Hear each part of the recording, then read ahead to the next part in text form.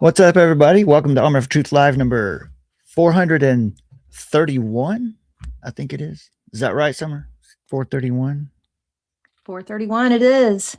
Something like that. By the way, everyone, welcome to the show, The Lovely Summer. Thank you. Thank you so much. And I'll be your host tonight. All right, enough of that. Okay, so let's get serious. We've actually got some pretty important things to talk about tonight. Operation Dak Minnesota. What does that mean? If you look at what's happening in Minnesota, and I know everybody's talking about it now, the protests are organized. It's not organic. It's this group and it's that group, but there's more to it. You have to ask the right questions to understand what's really going on here, because the nation is utterly divided. Partial truths and half truths are more dangerous than outright lies. Like I'm allowed to carry a gun. I'm allowed to protest. Right? Both of those things are true. But then when you mix them together, you start getting half truths. Do I take a gun to a protest? How do I behave at a protest? I mean, what is a protest and what is an insurrection? Half truths and partial truths are more dangerous because they have some evidence to back them up. For example, the long-held assertion that America is a country, a nation of immigrants, built and made by immigrants. Before we get into the meat of this, I'm going to show you some stuff that's been going on the ground in Minnesota, but let's deal with that question right off the bat. Now, let me show you. Let me pop this up here so you can see what we're going to be talking about tonight. We're going to talk about Alex Pretty a little bit, but we've got way more to talk to you that has to do with context. What is this mindset? How did it come that we became so utterly divided? Two rival nations in the same country. One that believes in a constitution as it was written. Well, for the most part, both sides have crazy ideas out on the fringes. But generally, one, conservatives that believe the Constitution means what it says, that it was written at a particular time in a particular place by a particular people to a particular people about a particular thing, and that it has meaning and substance and it needs to be interpreted in its context. This is also how you read the Bible, and I don't compare the two documents at all. It's just a method. It's hermeneutics, the science of how do you interpret the text. And then there's the other side who believes that the Constitution is a living document, an ever-changing idea. America is just an idea. You've heard it said maybe that America is an experiment. Let me just share just a little bit here about, to answer the question, is America a nation of immigrants? This is from this book Summer bought for us. It arrived yesterday or today, maybe? Yes, today. Okay. Who are we? The Challenges to America's National Identity, Samuel P. Huntington. That is the real problem. In Minnesota, in LA, in your hometown, it's everywhere, because once again, these ideas have been embedded in our culture for so long that they're in all of us. No, if you watch The Walking Dead, you understand how the virus that created the zombies worked. You know, when they went down, remember Summer, they went down to the CDC and they met the scientists down there who had found out the truth about the zombie virus. that it was in everyone. Mm-hmm. They just didn't know it. That's how Marxism works. That's how Marxism, revolutionary socialism, progressivism has worked in America. It is embedded in the culture so deeply that it has affected all of us. And if you think it hasn't, then you might be deceived. Go ahead, son.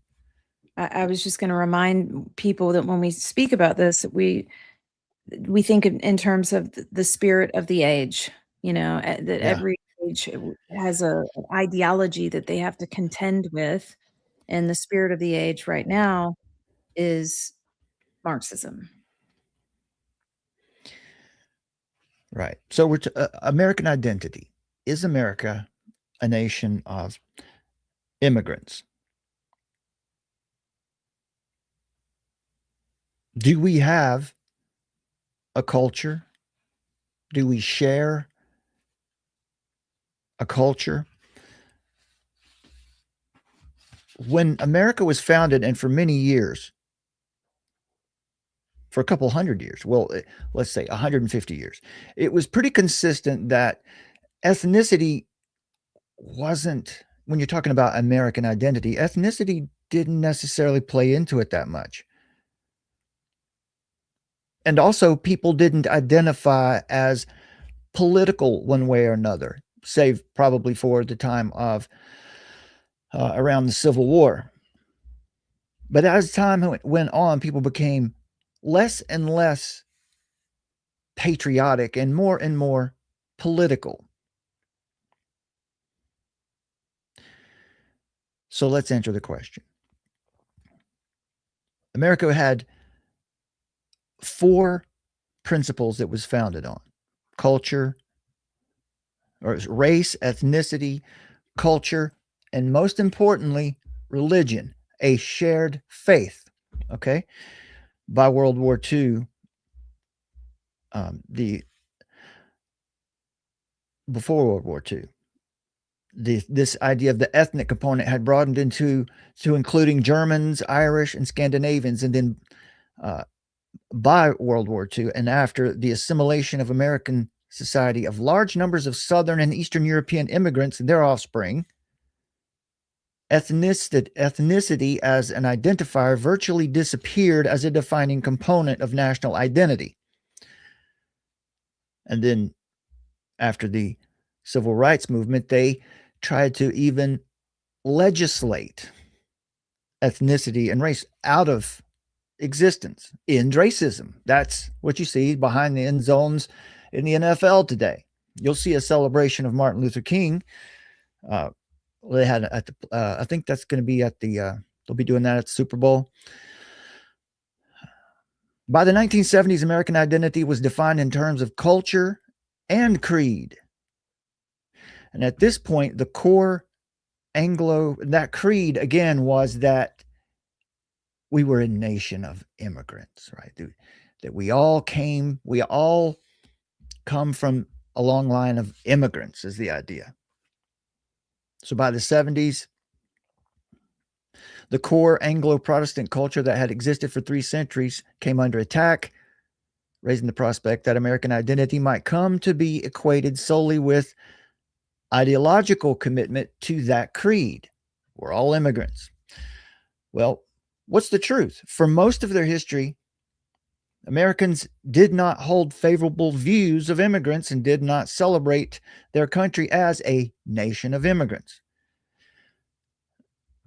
After the prohibition of large-scale immigration in 1924, however, attitudes toward America's immigrant heritage began to change. This also coincides with the beginning first wave of progressivism. The Russian Revolution happened in 1917. Very soon after that, the Communist Party USA took hold. And there began the subversion. President Franklin Roosevelt said in 1938, "Remember always that all of us, and you and I especially, are descended from immigrants and revolutionists." So there's a partial truth. And partial truths are more dangerous than outright lies. John Kennedy repeated that in a book called A Nation of Immigrants, published after he was dead. Before and since, the phrase has been constantly invoked by scholars and journalists. You just hear it all the time. That immigrants were American history. All Americans, except for the Indians, are immigrants or the descendants of immigrants. It's just been assumed. These are valid partial truths, but false total truths. Roosevelt was completely wrong when he suggested that Americans, that we were all descendants of immigrants, because their ancestors were not immigrants. They were settlers. And that's the big difference. There are immigrants and there are settlers. America was founded by settlers. So what's the difference? Are we a nation of immigrants or a nation of settlers?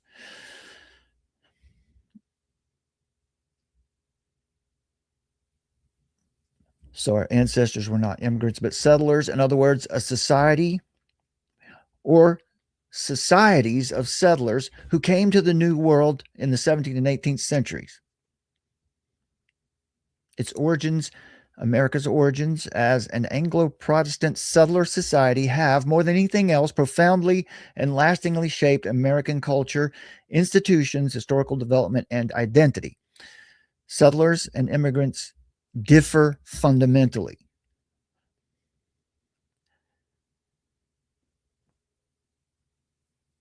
Settlers create new communities. Settlers go from one society to a place where there is no society, and then they establish one.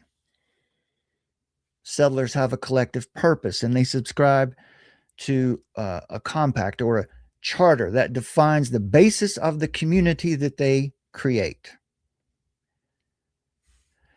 So they have a collective relation to one another.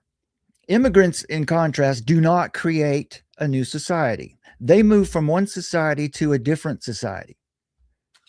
So one is a process where a group of people, it doesn't have to be a lot, but it could be hundreds, go from one society to a far place and create a new one.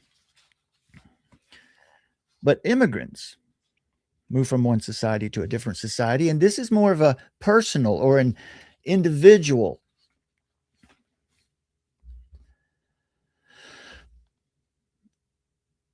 action. And so they define themselves in the new society individually. The 17th and 18th century settlers came to America because it was a tabula rasa. It was a blank slate. There was no society there. They came in order to create societies, different societies within one place. And those societies embodied and reinforced the culture and values that they brought with them. Immigrants, on the other hand, come later. Immigrants came to America later because they wanted to become a part of the society that the settlers had created. So unlike settlers, immigrants that came to America, and still today, whether we're talking now, immigrants is a legal term. Migrants is what we're dealing with mostly here today. Illegal aliens would be the legal term, but migrants in the similar sense. So the immigrants come to this new society and probably experience culture shock because they're attempting to absorb a culture within a society that has already been long established. And where they come from, their culture is most often at odds with what they find in America. It's at odds with the culture they bring with them. So here's the big takeaway. Before immigrants could ever come to America, settlers had to found America. Before there could be founding fathers, there were founding settlers. The first settler communities of 1607, 1620, and 1610. What happened in the 1770s and 1780s was rooted in and was a product of the Anglo-American Protestant society and culture that had developed over the last 150 years. So in its core, in its origin, America is a colonial society. And this will be the last point, and we'll move on to this stuff, because we're often accused of being colonizers. So what is that word?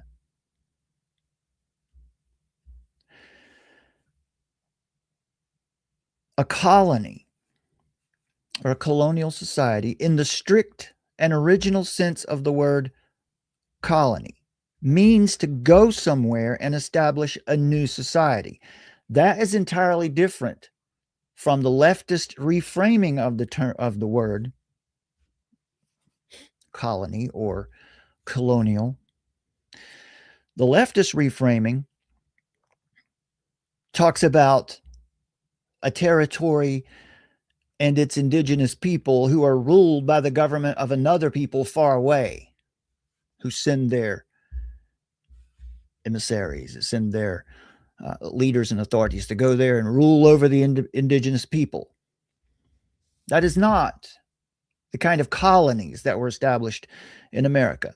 There is a concept, a phenomenon called the doctrine of first effective settlement. That is to say that the first group able to go to a place and effect a viable, self-perpetuating society are of crucial significance for the later social and cultural geography of that area. In terms of lasting impact, the activities of a few hundred, just a small number of people, initial colonizers, can mean much more for the cultural geography of a place than the contributions of tens of thousands of new immigrants who would come generations later. The most important fact to keep in mind when studying political change in America is that the United States is a product of a settler society. Settlers who developed into a whole society and gave rise to the dominant political culture, political institutions, the language, the pattern of work and settlement, and of the many mental habits which subsequent immigrants had to adjust to. Settlers leave their homeland and move elsewhere to establish a new community because maybe they suffer oppression where they lived, or maybe they see opportunity in the new land. And so when they get to the new land, they don't experience the same antagonism that they did in their home country. And so the class antagonism is gone, and then the people of the new society feel a sense of national pride. So a sense of nationalism grows up among the new society. As founded societies, settler societies also have a clear beginning at a specific time and place. Their founders feel the need to define their institutions with charters and compacts and constitutions, and to lay out plans for their development.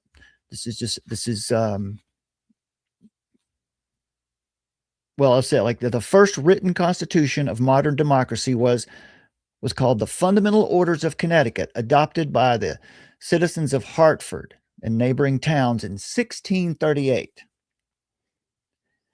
Settlement societies tend to be explicitly planned societies, but their plans incorporate and perpetuate the experience, values, and goals of their founders at the time of the settlement. That's what it means to be conservative, to understand who you are, to understand your lineage within this nation, within this larger society and groups of societies. And then the process by which settlers in America created societies in the New World was replicated for 250 years as Americans moved westward and created new settlements on the frontier. So 250 years worth of settler society. We're not a nation of immigrants. We're happy to have people who come from other places to live here, but we have a culture. We have a core religion and a way of life. And if we went to any other society, we would be expected to assimilate into that established society. But that's not how America was founded. So, in summary, we're not a nation of immigrants. We were founded by settlers. Before you could have founding fathers, you had to have founding settlers. That's right, Brad. And can I mention something Please, on go ahead. that? Yeah, go ahead.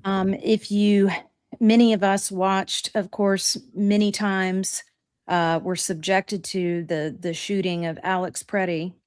And in the background of that shooting, when that happened, was a building. And the building caught my eye. There's a logo on that building, and it caught my eye. And it seems like people are now starting to talk about it, but it caught my eye because that logo looked very much within the family of the well-being economy. And I looked it up. It's called the New American Development Center. And this is appropriate to talk about this now based off of what Brad has just laid out, because what we're experiencing is that people within the native lands have been displaced. Like, they're attempting to displace us from our own lands, right? So our being here for several hundred years, they're flooding us with all of these people. And it's very interesting indeed, because it says New American Development Center. When you go to this website, nadcmn.org, okay? And when you go on there, you're going to see all the buzzwords. You're going to see equitable policies, adaptability, resilience, all of the buzzwords. So basically what they're doing is they're bringing in their global citizen communist programs to try to settle these people who are not from here in with their ideological framework. So they're trying to fast track these people that they bring in into a communistic way of thinking, a Marxist, communist, collectivist way of thinking. And they have all kinds of centers like this to indoctrinate these people that they are bringing into Western civilization, which they know will displace Western civilization. And why? Because they want to, of course, as we know, as we've said 1,000 times, they want to basically try to get rid of Christendom. They want to get rid of God's law. They want it to be UN Charter and rules-based order, which is the Sustainable Development Goals, which is the UN goal, which is UNESCO. So just to point out that it is not a coincidence that this guy, and as you know, you guys have seen with Signalgate and all of these networks that have been, like the light has shined upon this highly organized network of insurrectionists, a color revolution that's happening. So just to think about it in terms of, there are all these centers, right? Even the name New American, right? New American in the progressivist, collectivist sense, New American in the sense that they want to displace the native population, the Protestant work ethic, the U.S. Constitution. So they've got these pipelines that they've spent billions of dollars investing in so that they could bring this new population in.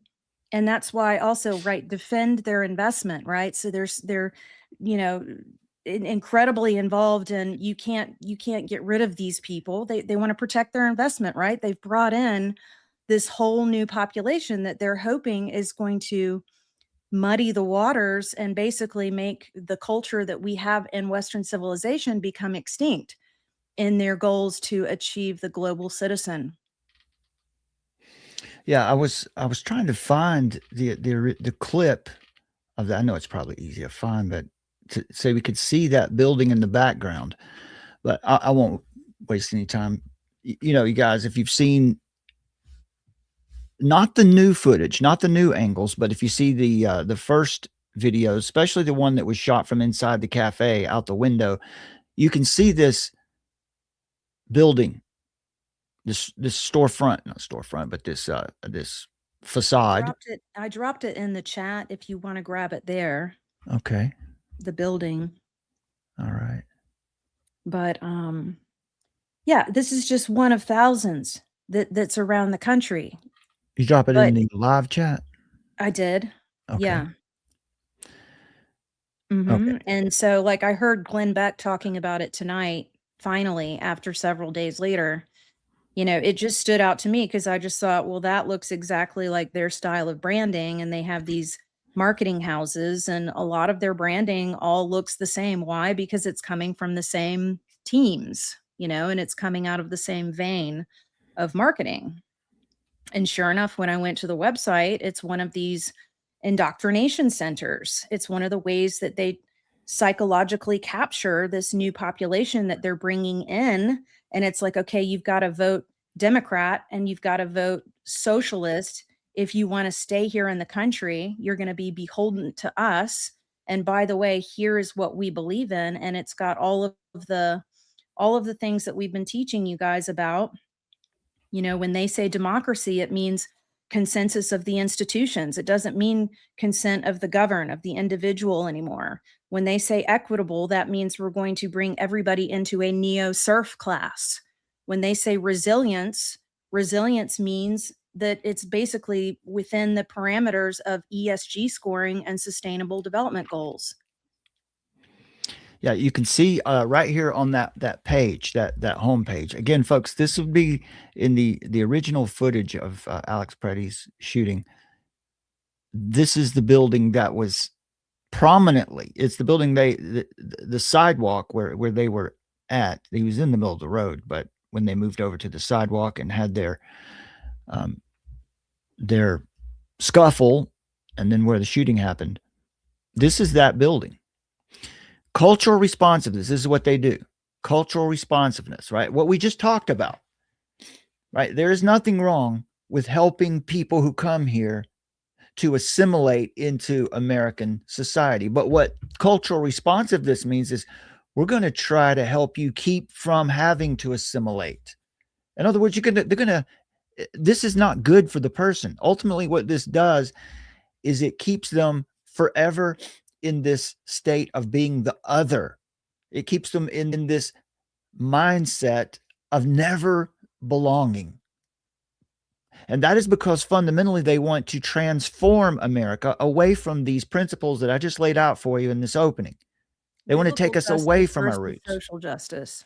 Say that again. It was a little. I was going to say that what they want to do is inculcate people into social justice versus biblical justice. America is built upon biblical justice. That's the entire system that undergirds Western law and order. But they want to untether us from that and give us the UN Charter and all of our laws and rules outside of God's framework. Exactly. And it's right here in the list of things that what we do. Capacity building.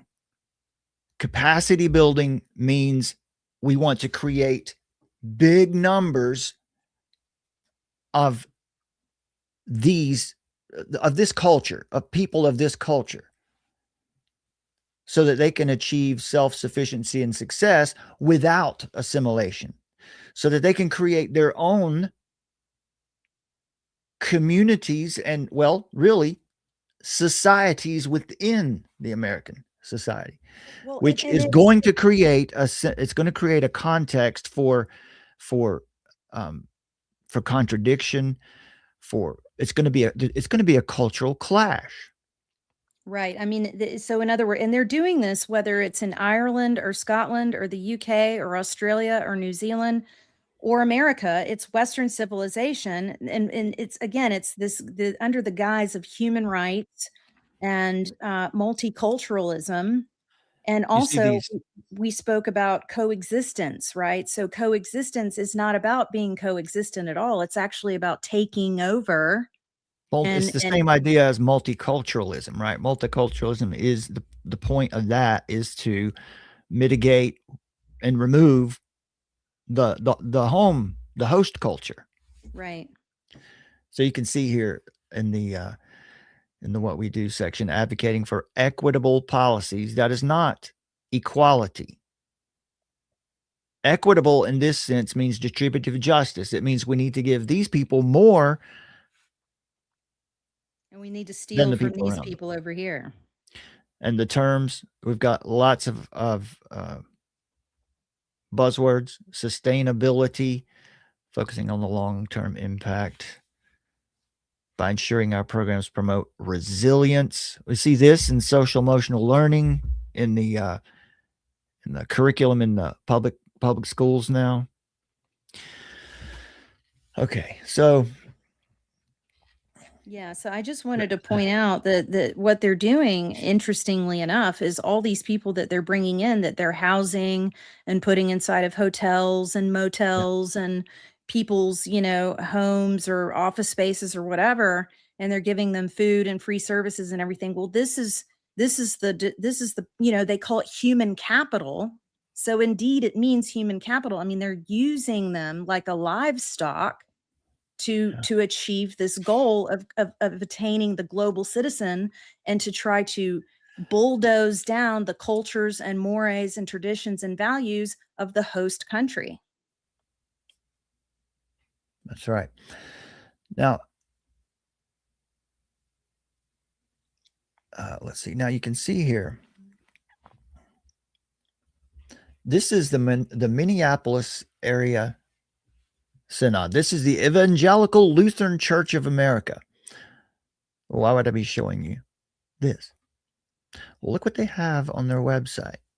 This is the Evangelical Lutheran Church of America. This is a PDF that's on their website. Well, this is I got this from Ryan Macbeth. He did a good job of locating and finding this, and then breaking it down.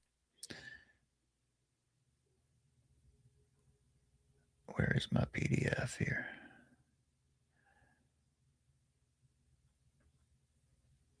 I can open it right here. So right here is this publicly available training document, which is right What here. they're really doing is Right they're here. trying to appropriate the Christian faith, to say, well, this is what true Christianity looks like and does. I'll play a link for you, or a clip for you in just a minute, of Don Lemon talking about the kind of Christianity that he practices, in response to when they took over that church the other day. So here's the PDF from the Evangelical Lutheran Church of America, right here, documenting and responding to ICE training. What is this? Well, the agenda here is just exactly what's happening in Minnesota. ICE Watch, teaching them to document what's going on. It moves down here. Let's see. What is this is part of the organization. And now listen, they are very careful here to make sure that plausible deniability. Anyone who comes across this document, the language in the document is going to make it easy to say, look, no, we're definitely not advocating violence. We're advocating nonviolence. Well, let me just tell you something about nonviolence. In the revolutionary socialist mindset, that term, nonviolence, equals mob violence. It's a large group of people moving as one to push things around, to cause obstruction to law enforcement to force change. In other words, collectivism and, workers of the world unite. Says, yeah, right. Exactly. What is new in this moment? Deportation raids are not new, but the scale and severity requires a new response. So why would deportation as law enforcement, why would it have scaled up? Why would it be more prevalent today? Is there any reason we can think of, or did it just happen because Trump's a fascist and he just hates people? Is there a reason for the severity? But as the Evangelical Lutheran Church of America says here, this requires a new response. Well, I would say that the fact that there were probably 30 million illegal migrants, illegal aliens that were not just allowed into our country, they were encouraged and funded by foreign actors and by our own people for the purpose of exactly what we're seeing now. So they believe that what's going on in Minnesota right now is meant to normalize militarization. Now, that is something that has happened. Normalizing militarization, the 1033 program, outfitting local police with military equipment, armored vehicles, surveillance, things like this. Large shows of armed force. Multiple agencies meant to intimidate. Who's intimidating whom in Minnesota? Well, again, they don't want to be told what is right, good and true, good and beautiful. They don't want to be told what the law is.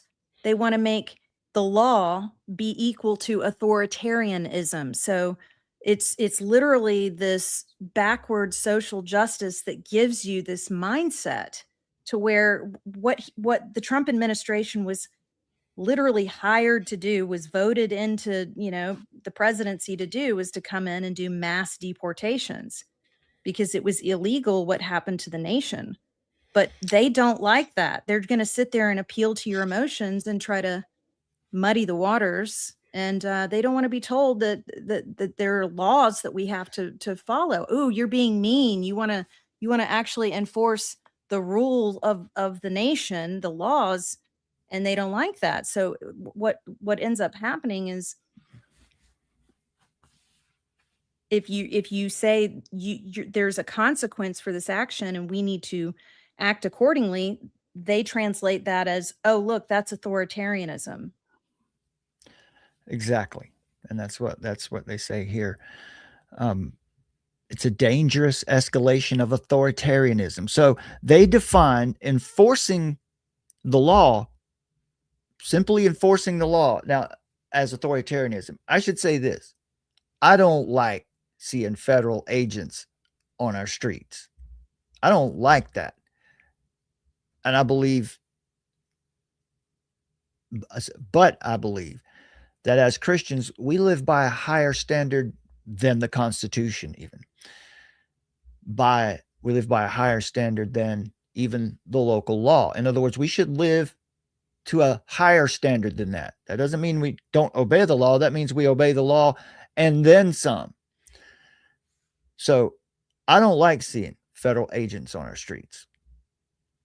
That's not a good sign. However, we're in a situation now where we are at war. We have been invaded by a non-violent mob, millions. And that is not to say that all of those people are somehow evil.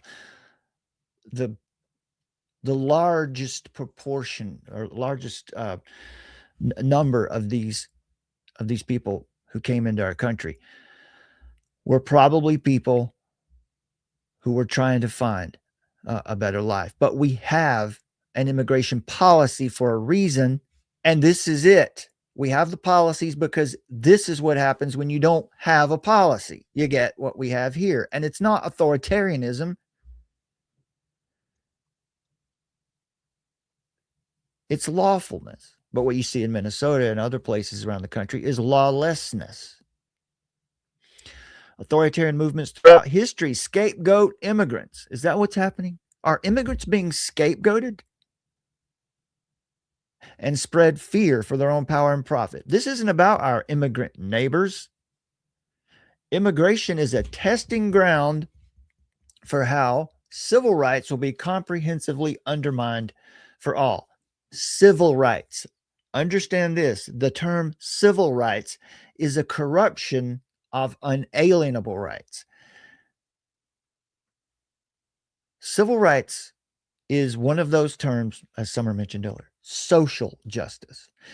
Justice is a word that doesn't need any kind of qualifier in front of it. And civil rights, again, a corruption of God-given rights. Civil rights just means rights that are given to you by the government.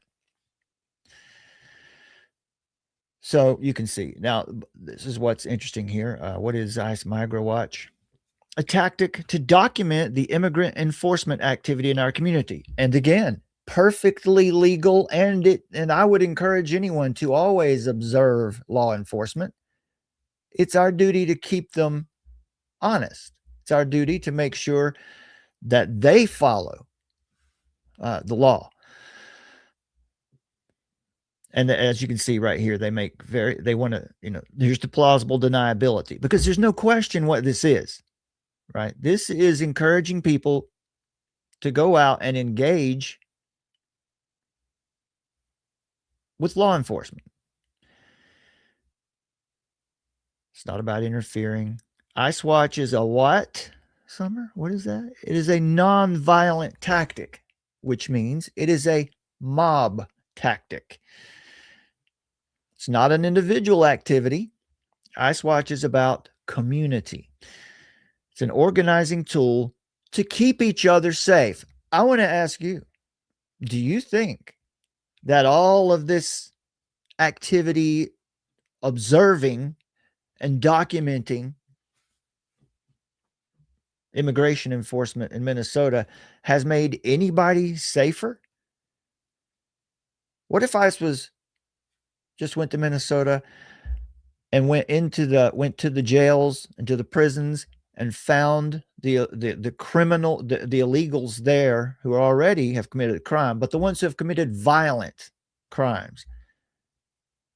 What if, like in so many other cities, they just went there and the local officials cooperated and said, yeah, here, we've got this guy and this guy and this guy. These are some bad dudes. And they took them, apprehended them, and deported them. There would have been no need for 2,000, 3,000 federal agents to be in Minnesota, because for every arrest that they try to make, they have to have 100 other agents there to hold back the mobs from trying to keep them from doing it. It's an organizing tool to keep each other safe. Well, that is not true in any sense. So the Evangelical Lutheran Church of America here is bearing false witness. Document, support, de-escalate. Right. So, and here's the main part that shows you that this is really a tactic designed around a military style tactic, right? This acronym for salute. What if the first to see something? Then you document the size and strength, not of the mob, not of the any violent protesters. It doesn't say that here anywhere. It doesn't say, hey, identify when some of our non-violent protesters get out of hand. Make sure you document that. No, this is document agents. What are they doing? How are they dressed? And on and on. So it just goes on to show you, here's a training, how to identify them, what you should do. Here are the now if again, you saw in Minnesota this week where Signalgate was exposed, where they have coordinated this to a high degree, to a military degree. And here you can see that they've got all the types of vehicles that you should be looking for. And these are all SUVs and pickup trucks and small multi-purpose vehicles. These are, and four-wheel drives too. There's a Subaru there as well. So again, you've seen the videos, right? Where anyone driving through in an SUV is harassed. Doesn't matter if they're with ICE or not. I'll show you a clip of that here in a minute. Yeah, anyway, so this is pretty much enough of this. I'll maybe we can share this with you guys in a Substack article or something. We give some credit to Ryan Macbeth for making this known to me. Form a crowd and stay loud. When you see something, say something. Form a crowd and stay loud. That is. And they say here what's helpful to have. Whistles and noisemakers. What does that do? Well, that alerts people that ICE is over here, and they have codes. 3 quick blasts on the whistle. Tweet, tweet, tweet means that they're there. I see them. They're over there.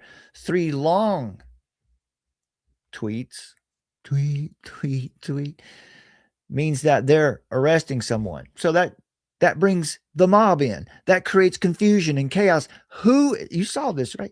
This is what they said that ICE is doing. They have come here to, let's see this again, right? Can I just mention something real quick? Go ahead. I want to read from one of the articles that right here I it is. put out. I'll say this right quick. Administration, this is Donald Trump seeking to generate cruel and chaotic imagery. They're creating the chaos, the noisemakers. You know what happens when they create noise? People can't hear what the law enforcement officers are saying. They can't hear the lawful orders, so they can't obey them. So it creates a situation where people can get arrested, hurt, killed. Go ahead, Tom. Social justice rejects God's law and replaces it with power.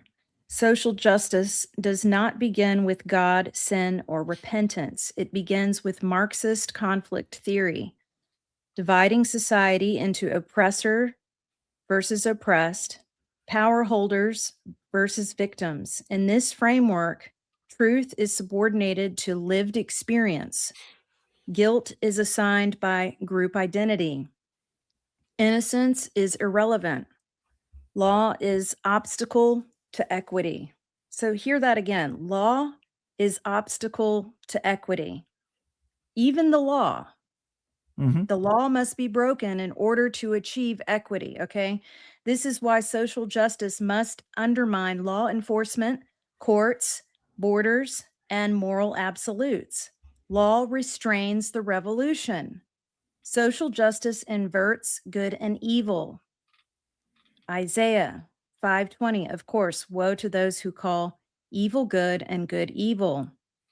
But carefully listen to this right here. It's really helpful.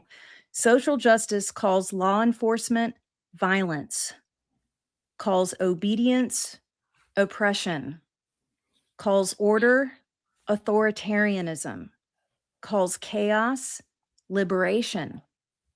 This is not justice, it's rebellion, sanctified in moral language. That's what we see all the time with the United Nations and how they lay things out in all of their sustainable development goals. It's wrapped in moral language. If you talk about social emotional learning, it's wrapped in moral language. So biblical justice addresses sin and offers redemption and freedom and liberty through Christ. Social justice addresses power and offers perpetual grievance. Okay. So just wanted to put that out there again, that social justice calls law enforcement violence. It calls obedience oppression. It calls order authoritarianism.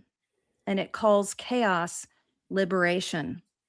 So you can see, when you understand their dictionary, they might have the same vocabulary, but they have a different dictionary. And when you understand what it is that they're trying to achieve, it's very systematic. They are systems change chaos agents. And so their whole universe is built upon activism, and they've been indoctrinated into this as such. Each year through the school system, which Alex Newman has a really good book out that we haven't read yet, but it looks really good. What is it called, Brad? Something about woke Marxism. Anyway, so It's about Marxism taking over public education. right, which we've talked to you guys about, but it's like they've incrementally turned up the volume on it to the point where it's like they're literally teaching people how to be activists. And that's, they haven't been educated. They've been starved of an actual education. Mm-hmm. And they've been starved of actually understanding our true history. And instead they've been given a false history and a false understanding of how the world works, really.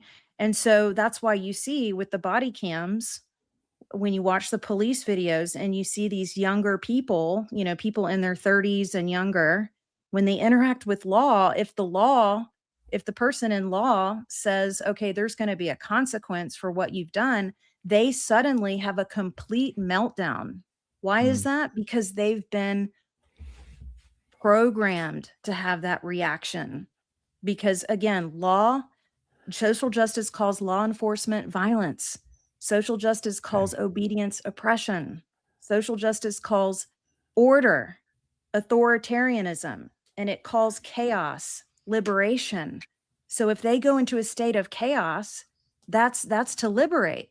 So you can see the psychology of why that's Satan. That is the original lie in the garden, was that you get to determine for yourself what is good and evil apart from God.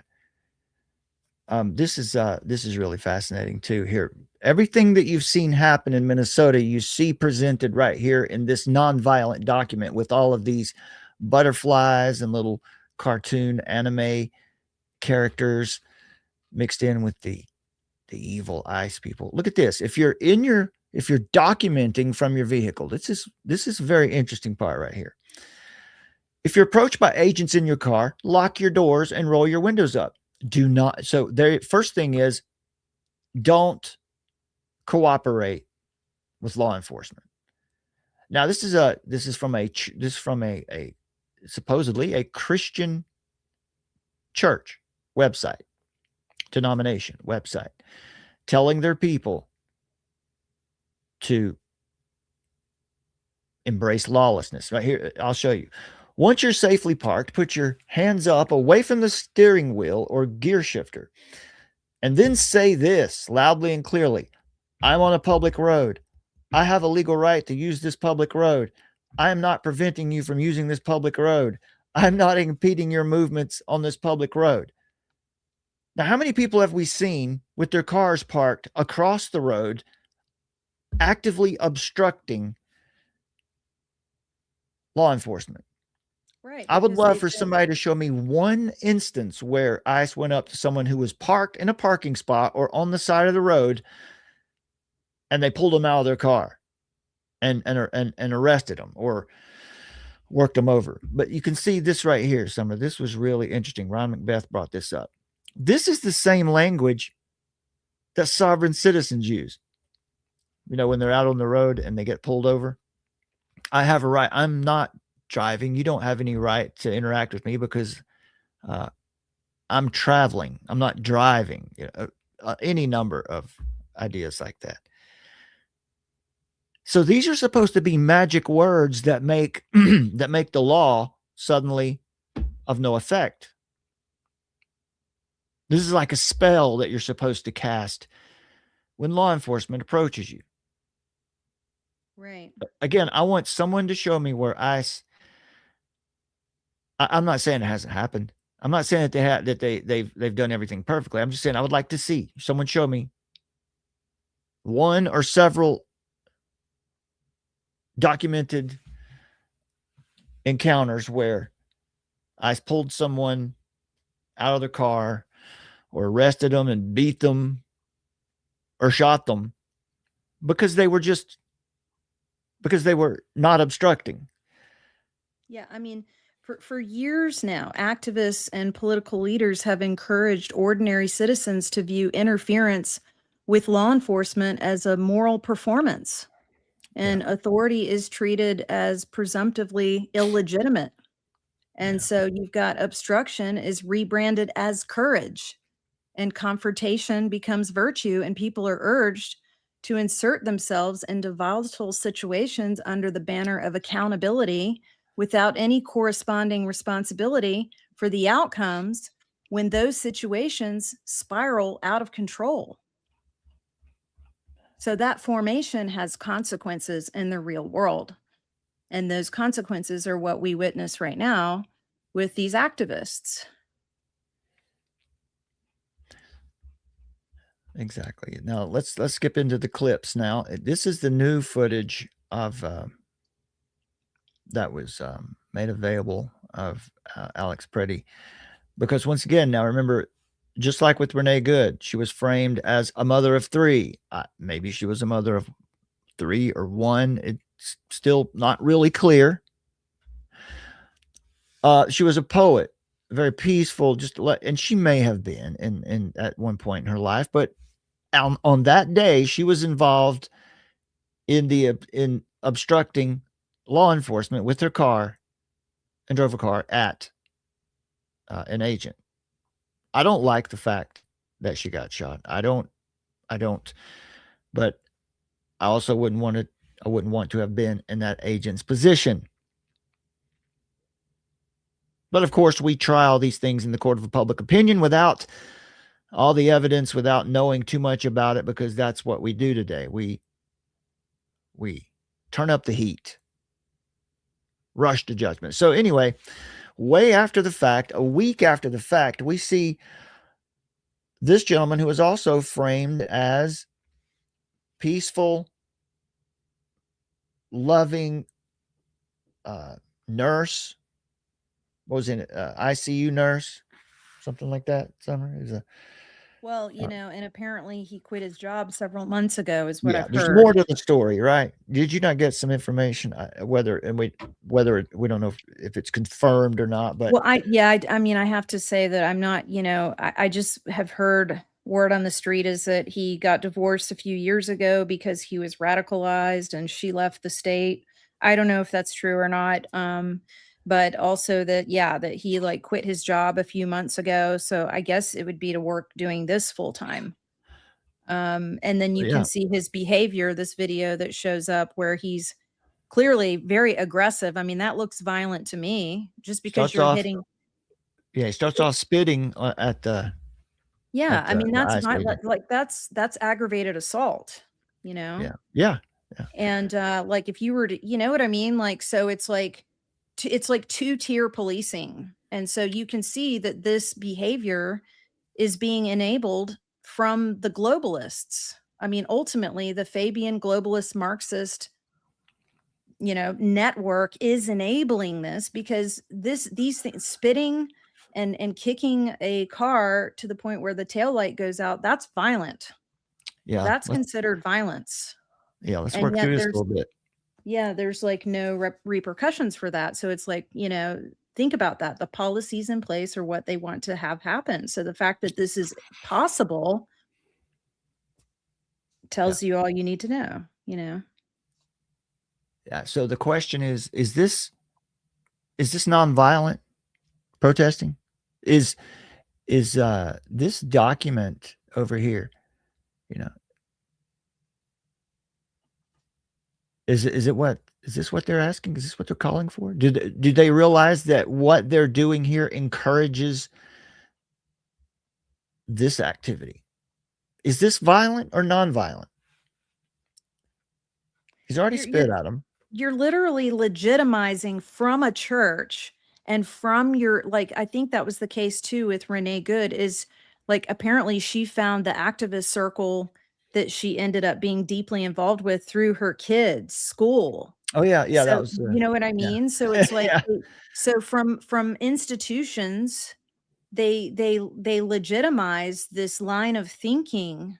So, you know, so it's like it's from the institutions, and then you've got these politicians who are captured who are also spewing this horrendous anti lawlessness. And so they're literally like in a gentle way, delicately and subversively telling people how they can be lawless, and then dissociating people from the fact that there's going to be consequences when things go wrong and spiral out of control.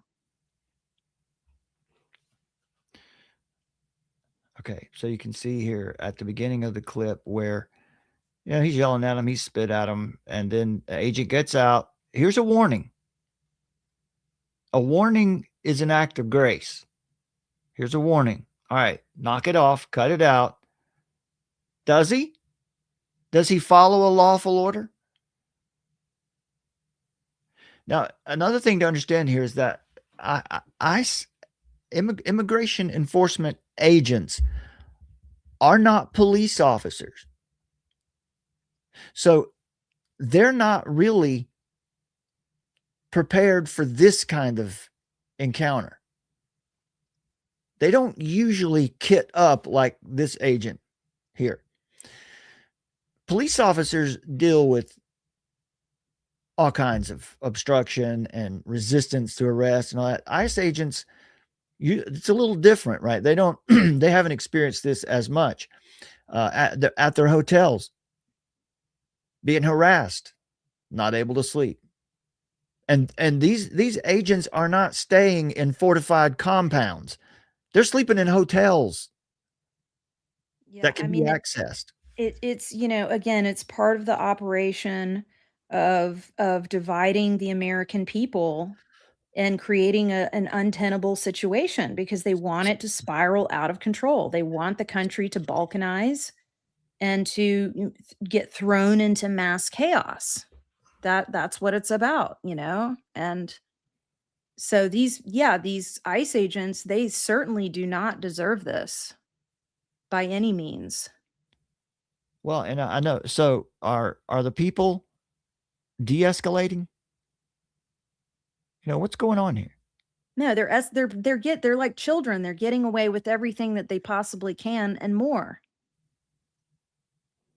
So, And by the way, I think those look like rifles. I think those are pepper ball. and what's scary about it is they think that they have the moral high ground, right? Because they're working for the utopia. Mm-hmm. They're working for the social justice cause. And so right here in this scene, as the Evangelical Lutheran Church of America suggested, everybody is blowing their whistles. They're blowing their horns. They're screaming. They're creating conditions of chaos. While on the same document, they say, oh, no, it's the ICE agents who are creating the conditions of chaos. The Bible says that one man seems right until another comes along and examines him. In other words, you need to be careful. Yeah, Evaluate all the evidence. If your worldview is more such that law enforcement two witnesses or more violence is the standard the Bible sets. Yeah. So we just have to realize that we're dealing with a so population. These conditions have been created. They've been allowed by the officials. They've been encouraged by even this Evangelical Lutheran Church of America, which is certainly a progressive denomination. Again, all that had to happen was that ICE comes into Minnesota, goes to the jails and the prisons, and gets the violent illegal migrants, arrests them, takes them to deport them. But what's happening in Minnesota is that the officials there have embraced lawlessness. And they let these violent, criminal, illegal aliens out of jail into the community. And so then ICE has to go into the community to arrest them. So you see, all of these conditions have been created not by law enforcement, but by the officials and then the people who were there. Now we're going to start. I'll play a few clips here from this video, James O'Keefe. I think this is very interesting in understanding what kind of organizations are actually at work here. You might be interested to find out that labor unions are a big part of the organization of these. I don't want to call them protests anymore. What you're looking at here is a true insurrection. It's not to the level of daily gun battle. It's not to the level that you may have seen in other parts of the world, but it certainly is. All the elements are in place for that to happen. Let's check this out.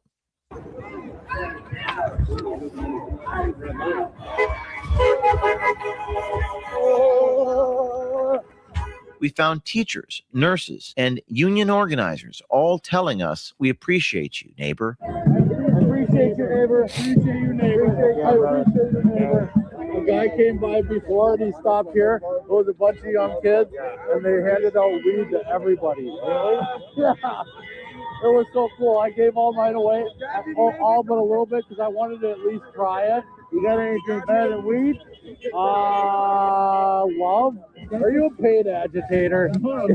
Just kidding. While many, probably many of you, might think this is all due to some specific centralized funding source, what we found is a hodgepodge of various NGOs and nonprofits loosely tied together through ideology, funded in part by the government, featuring 501c3s with nonprofit tax returns, a variety of funding sources. But most of these people we found were actually true believers, there to live and die by their cause. What is this about? Yeah, so we're in the social national organization supporting the fighting of ICE. This woman, featured on a hidden camera, is Peggy Wang. Based in Boston, she works at Massachusetts College of Art and Design. Active in the Massachusetts Teachers Association, she participates in pro-Palestinian protests, and her job is currently being threatened for doing so. While this footage is hard to hear, Peggy Wang lists the issues that her organization gets involved in: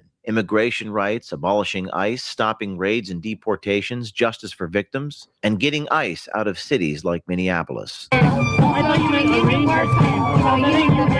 Union work. Our unions definitely need to take the fight against ICE, against the genocide. But also fighting for reproductive rights, universal health care, labor, workers' party. We need a real political representation for working class party. Okay, so is this a party? We're an organization, independent socialist group. Independent socialist group. This other protester we secretly recorded talks about an organization. I'll stop here for a second because I want to, be respectful of O'Keefe. And of course, we've given plenty of commentary here, but you can see you've got union groups, teachers unions. We just showed you a church involved in this. Again, folks, this is surprising because it would require someone to have created their own idea of what America is, of what the law is. And that's exactly what we were telling you, is how at the beginning, the first wave of the progressive era, beginning with, in earnest with Woodrow Wilson, is when this idea that the Constitution was, not written in stone. It's just a matter of interpretation. And that is what you call in postmodernism, postmodern philosophy, that's what you call deconstruction. No text really means what it says. All texts are meant to be interpreted by the one who's reading it through their lens, by their truth. Organization called Make the Road New York. We've never heard of this organization, but apparently they have a budget of $30 million. They talk about one of the speakers that spoke earlier that day, April Veretti. By the way, I think let's see, I want to show you how much funding that this evangelical Lutheran church had.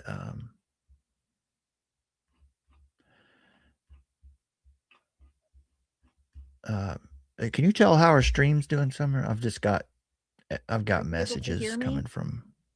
Are you able to hear me? Brad? From YouTube. Brad, can you hear me? I don't think Brad can hear me. Yeah, I'm not hearing you. I'll keep going here. Yeah, so he talks about how much. Here's a good point. The protesters here, and for a lot of in the mindset of a lot of conservatives, this is a zero-sum game. Both sides believe that this is a fight for, it's an existential crisis. It's a fight for their very survival. Now, why would these protesters think that? Why would they believe that?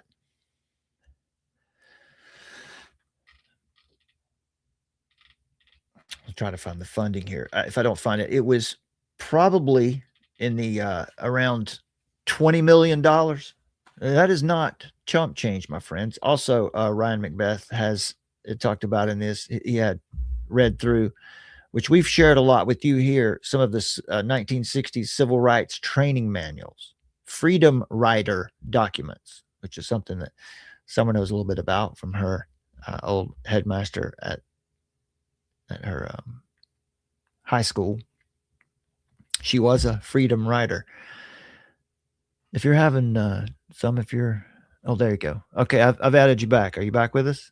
Yeah, I'm back. Okay, good. You figured it out. All right, great. Well, That's you know, good. I don't know. It just seems to kick me off for no reason at all. I didn't touch it. So well, just we've got our, since we're remote, folks, we're streaming from home now. We've had some atrocious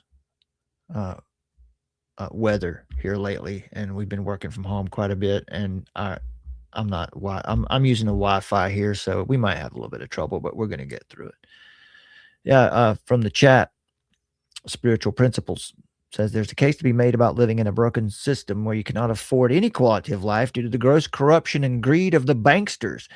Yeah, no doubt about it. Those are some of the main people that, and if you're talking specifically, if we're going to talk about international banksters, gangsters, banksters, who ultimately want to uphold that international rules-based order, what we like to refer to as the New World Order, and they will do it by any means necessary. Right. And this is one of the means. I just want to say that Minneapolis is ground zero for a Marxist Maoist style color revolution, where protesters are not grassroots actors, but instruments of actual imperialist forces. So true imperialism today does not arrive by armies or flags or the Trump administration. Okay, so that's the opposite message that's floating around on MSNBC and The Atlantic. So what it operates through is unelected transnational institutions, administrative decrees, international lawfare, offshore finance, and NGO networks that operate outside of constitutional consent. The so-called rules-based order erodes national sovereignty, bypasses representative government, and shields oligarchs, traffickers, and non-state actors from accountability under the law. So the charge of imperialism functions as a constitutional inversion. So what we're trying to say here is the Minneapolis situation reflects a coordinated application of globalist imperial governance at the municipal level, operating against the Trump administration and the U.S. Constitution. Okay, so there's all these tropes. Oh, you're a colonizer, you're an imperialist. Well, actually, it's the people that are involved. These protesters involved in Minneapolis, they are the imperialists. They're actually being used as instruments of imperialist forces. They are like the Red Guard in China, literally. So, and they think that they're fighting for some sort of liberation, but actually they're fighting for the greatest colonization of the planet if they manage to get rid of liberty in the United States. Yeah, this is true. That's a good point. So as Ryan Macbeth finishes up his piece here, and this is behind Ryan's paywall, so I just want to be, I want to, I want to encourage you to check out his Substack, because this is behind his paywall, and I can use this opportunity to promote him a little bit, since I'm showing you something that's behind his paywall. He says here, you're not watching spontaneous protest behavior. You're watching a trained, organized response by people who believe they are defending themselves against an existential threat. They've been taught that. They've been trained to believe exactly that. That belief, not the legality of any single action, is what changes the risk environment. And Summer, he also pointed out here, where he had read Mao Zedong's book on guerrilla warfare. Right. I think that should be GUER. I don't think we're watching actual guerrillas go at it, but guerrilla warfare. And here's a sample of, this is an interesting thing here too. The red card, which shows you what to say when you're out protesting and you're being nonviolent as you obstruct. They give out these little red cards that tell you what to say about your rights. Isn't that interesting? Because wasn't it Mao Zedong who also put out their basically religious text, which was the little red book? Yeah. It's just, it's, that could be incidental, but it's there. It's there. It's something. Let's jump back in here to O'Keefe.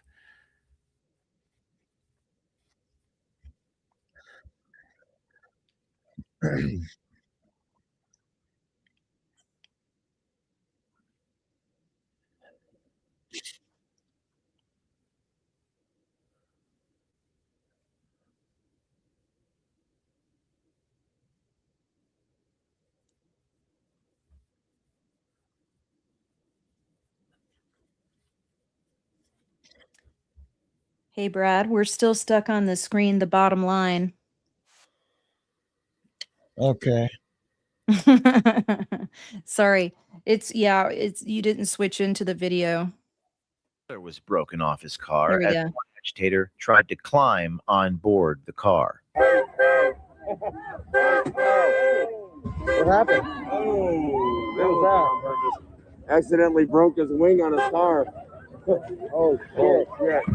Oh, they slapped the shit out of that wing. One of the comments they made was, there's no blood here, and there's no Trump people, there's no MAGA people, because if there was, there would be blood. We had one person. Oh, I had to have it. Have any fascists trying through here today? Nope, not yet. See any blood on the ground? No, I haven't seen any blood. That's how we know there's no fascists. They haven't showed up. They haven't showed up. One of the advantages of it being so cold is we were able to cover every single part of our skin. But these conditions were truly dangerous. Many of our DSLR cameras actually froze. Our hidden cameras malfunctioned in minutes because it was so cold. You make this I is did. your thing? I made it for the Powderhorn Art Festival because I want to melt ice and get them the fuck out of here. It's not melting. Oh, it's like what? Oh, you know why? Because it's so cold out. Yeah. And we watched water freeze in seconds. A bottle of water could quickly be turned into a weapon. Negative 17 degree weather. Let's see what happens to water Let's see how fast that freezes. 1, 2, 3. It's already frozen.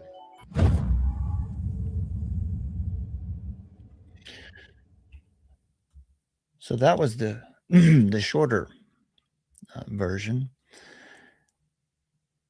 Yeah, because it's for them when they turn on CNN and MS and all of their globalist establishment talking heads, influencers, just because they might not be watching CNN, but there are influencers out in social media that are still banging that same drum and giving them that feedback loop, that makes them feel like these Trump people are an existential threat to my existence and it's now or never. And I can die for this cause and violence is necessary to overthrow these people. And we've been dehumanized. And that's the operation. That's right. And watch some of the behavior here. Down on that. No, this is O'Keefe. They were there undercover until some people started figuring out that maybe they didn't know exactly who they were, but they did start running them out. It gets crazy here. It gets really crazy.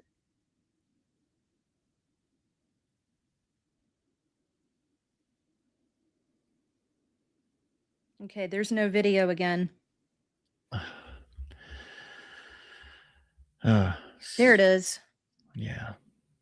Right on. StreamYard is a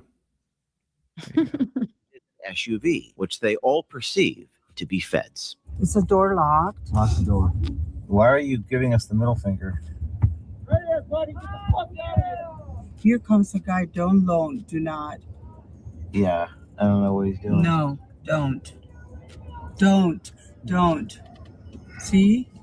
Just don't hit anybody, okay? Usually I'm pretty confrontational, but we soon realized the only way to deal with these types of white walkers, or zombies as we call them, is to just not engage. Roll up your window. Roll up your window now. Anything else would lead to escalation and violence. It's safe to say that I've never seen anything like this in my life. Just driving down a street will have people scream to you and curse at you and threaten violence. In fact, independent journalist Cam Higbee was nearby and texted me at this time, telling me that trucks, Tahoes, Suburbans, SUVs are an absolute no-go. He advised us to get a Subaru or other mom car, or Honda, as he said. He mentioned they would bank our license plate. So you saw that again, right? Over on the Evangelical Lutheran Church of America's website, where they showed you the vehicles. So as peaceful with all the butterflies and cartoon characters and sweetness and whatever they want you to think that their training manual or their tactic guide is, this is what it's doing. Jump ahead here. Our undercover people arrived at the tail end of the protest that evening, including myself. Watchdog, how you doing? What's going on? To arrive, we rolled up about 10 blocks from the scene of the tear gas. What struck me was this was not a bad neighborhood. The neighborhood looked like many of the neighborhoods that you live in. And immediately, as we got out of the car, 4 to 5 women asked us who we were with. I'd love to see some sort of media. Just curious. Like, I would love to see just like your work. Yeah. Exposed to what's happening. Yeah. Stop taking pictures of me, bro.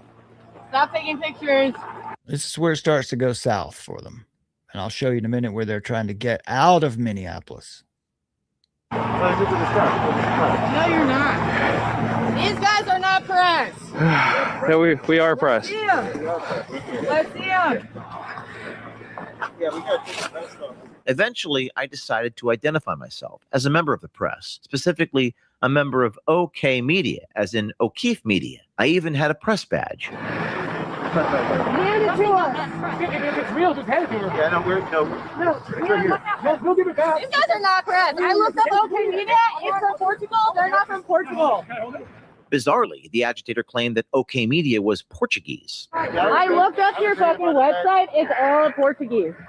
And none of their work is political at all. What's fascinating about this interaction is the statement from the agitator, quote, "They're not political at all." What dawned upon me in that moment was it wasn't a good thing we weren't political. It was actually a liability. If you're not a member of their team, if you don't believe exactly what they believe, you are their enemy. No Even if neutrality. you're neutral, you must be destroyed. Silence is violence. Stop taking pictures of people. I'm not taking pictures. I'm taking pictures of him Stop. Why? What the fuck is the point? because we're press. Tell me the website. Tell me where these guys aren't press. These guys are not press. We are press. These guys are not press.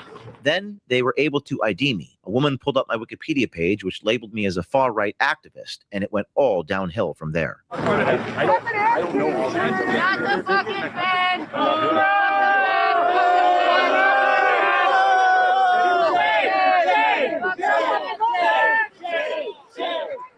So this is the ritual. The ritual shaming. They threw something at me, which hit the back of my Kevlar plate.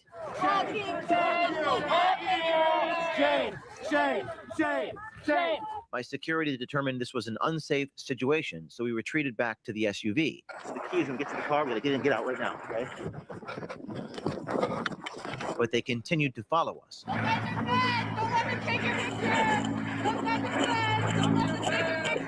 All you can do is merely disengage and try your best to get out.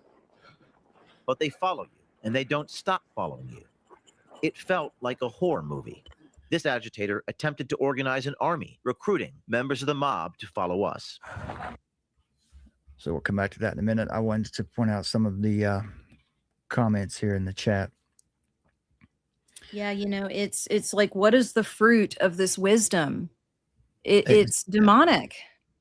Yeah, exactly. Yeah, that's right. You would ask You two know? questions when you want to find out what is the truth about any movement or any particular principle. What is the fruit of this wisdom that they're trying to get you to believe or that they believe? And the second question you always ask is, what problem are they trying to solve? And in this case, the problem that they believe needs to be solved is liberty, American liberty, the American way of life. They need this nation to fall. Now, I don't think most of the people out here in the streets believe that that's what the outcome of what they're doing would be. I think most of these people, as James O'Keefe said, are true believers who believe that they're really fighting on the side of good. And that's because the moral, intellectual, and spiritual foundations of our nation have been lost. Six String Soldier says this is all truly vexing to watch unfold. Who can reach these people with the love of Christ? And that would be the question. That would be the answer, which is what you saw last week when they invaded the church. And the pastor did a fantastic job of saying, first of all, shame on you for coming in here. This is the house of God. And when Don Lemon confronted him, he said, we're here to worship Jesus. That's what we're doing here today. We're not causing chaos. We're here worshiping Jesus. And because that is the only thing that can save this city. Right. And this whole this social justice train of thought that these generations have been trained up in, when you look back through the halls of time, Marx said it plainly, and we should believe him. He said, I wish to avenge myself against the one who rules above. Karl Marx wrote this. He wrote a lot of poetry and plays in his early life, and very explicitly was talking about trying to overthrow God and being at war with God. And this was not a metaphor. It was a motive. And Marx's earliest writings make the objective unmistakable: war against God, against religion, against the moral foundations of civilization itself. Today, that same ideology reappears under the name social justice. embedded in our media, movies, universities, corporations, and institutions, but the aim has not changed. The BBC calling Marx the greatest thinker of the last 1,000 years isn't journalism, it's ideological signaling, and it tells you exactly whose ideas are ruling the culture right now. And said another way, when the BBC names Marx the greatest thinker of the last 1,000 years, it isn't a coincidence. It's confirmation that the worldview shaping, that it is the worldview that's shaping modern institutions to remove God, destroy moral order, dissolve nation, families, law, and restraint. And what we are witnessing in places like Minneapolis is not grassroots or organic, it's ideological continuation, and therefore the predictable outworking of social justice rot. And so, you know, again, it's the confrontation between the biblical justice versus the social justice, and it aims to steal, kill, and destroy. I mean, I know there is a spirit behind this that drives it, that propels it, that has been for the last 100 years, several hundred years. It's that Antichrist spirit, and it thrives in this particular mind frame. And it's the hegemony that we're all suffering under right now. The spell is starting to break. There's been a lot of gains and traction against this ideological capture. But just because you're not marching in Minneapolis or in Portland or Seattle doesn't mean that you don't have to sort of unwind yourself from how you have been subverted, you know, away from the truth and being grounded in God's word. And it's amazing because the Bible is really the only antidote. Like it is truly the way that you stay grounded in reality. And it's amazing. The truth will set you free. And these people are captured. Spiritual Principle says here, honor shame over truth and justice. And that word there, honor, is very important here because there are really three kinds of cultures. There two in particular. Honor culture, which is what you would see in in the Muslim culture, in Islam, in Islamic culture. Honor culture. If someone in your home, like your daughter, does something to offend your honor, well, you cast her out. You may even stone her. Because reputation is paramount in an honor culture. What was founded here in America was something called a dignity culture, which was grounded in the moral law of God. Meaning that honor is certainly a part of it, but you recognize that every human being, including every one of these protesters, is an image bearer of God with inherent dignity. And so you treat them that way. You don't spit on them, kick their tail lights out. So that's a good point. And Spiritual Principles also says, great point, Summer, and it was that last bit you gave us there. So this is a really important part of O'Keefe's coverage right here. Listen to this. Now, if you remember, Cam Higbee is the one who, well, there were many investigators there investigative journalists who had become aware of the signal chats that were going on to coordinate the observation, taking down of license plates, recording the tags and all that. So that's who he was talking to him on the phone here. Then O'Keefe gives a very important message here. No problem, bro. I got you. Hey, they're just everywhere. Look, turn around. They're everywhere. Shut the fucking doors. Shut the door. Shut the fucking doors. They threw a frozen ice brick at the car. Take off your vest again quickly. Yes, I'm gonna fucking bring a lot. Here, throw it in the back. Yeah, I don't know. You could get killed, man. You could get killed. There's no First Amendment anymore in this country. It's over. Game over. Now there's a cop. What is that? Ambulance. Okay. Yeah, let me get out of Dodge and regroup. But this is not safe. This is not safe for you and I. Okay. So we were 1 became 20 became 100. They just started assaulting us. They started attacking us, and I think my realization is that we are headed toward the civil war in this country. There is no way that's going to be avoided. There's total lawlessness. They don't care that we're press. Anybody who is not on their side will be destroyed, killed. Everyone's afraid. No one wants to expose anything. It's all about greed and money and power. People need to wake up because, that's what the future looks like. That's the future. I felt like we're in a movie. Perhaps Children of Men would be the closest metaphor I could see. Zombies attacking the car, attacking you. Cartel guys, you should put in the line in the sand. Cartel was running away from me when I pulled up with a press vest in California, but here they throw bricks at the police. They don't give a fuck. They just kind of come for everyone. Oh, I'm just gonna protect my portfolio and make sure my kids are safe behind my picket fence. Okay, for another few years that'll work. Eventually they'll come for you. We went back to our hotel. My undercover reporter found spotters from their groups spying on us, following us, and reporting back to their signal chats. We have to get out of the hotel. James, go back. Okay, I need you with me. Yeah, let's go. We have to get out of the hotel. They got spotters in the hotel, so now we got to get just out of Minneapolis. Come on. We soon realized. I just remember what happened last weekend.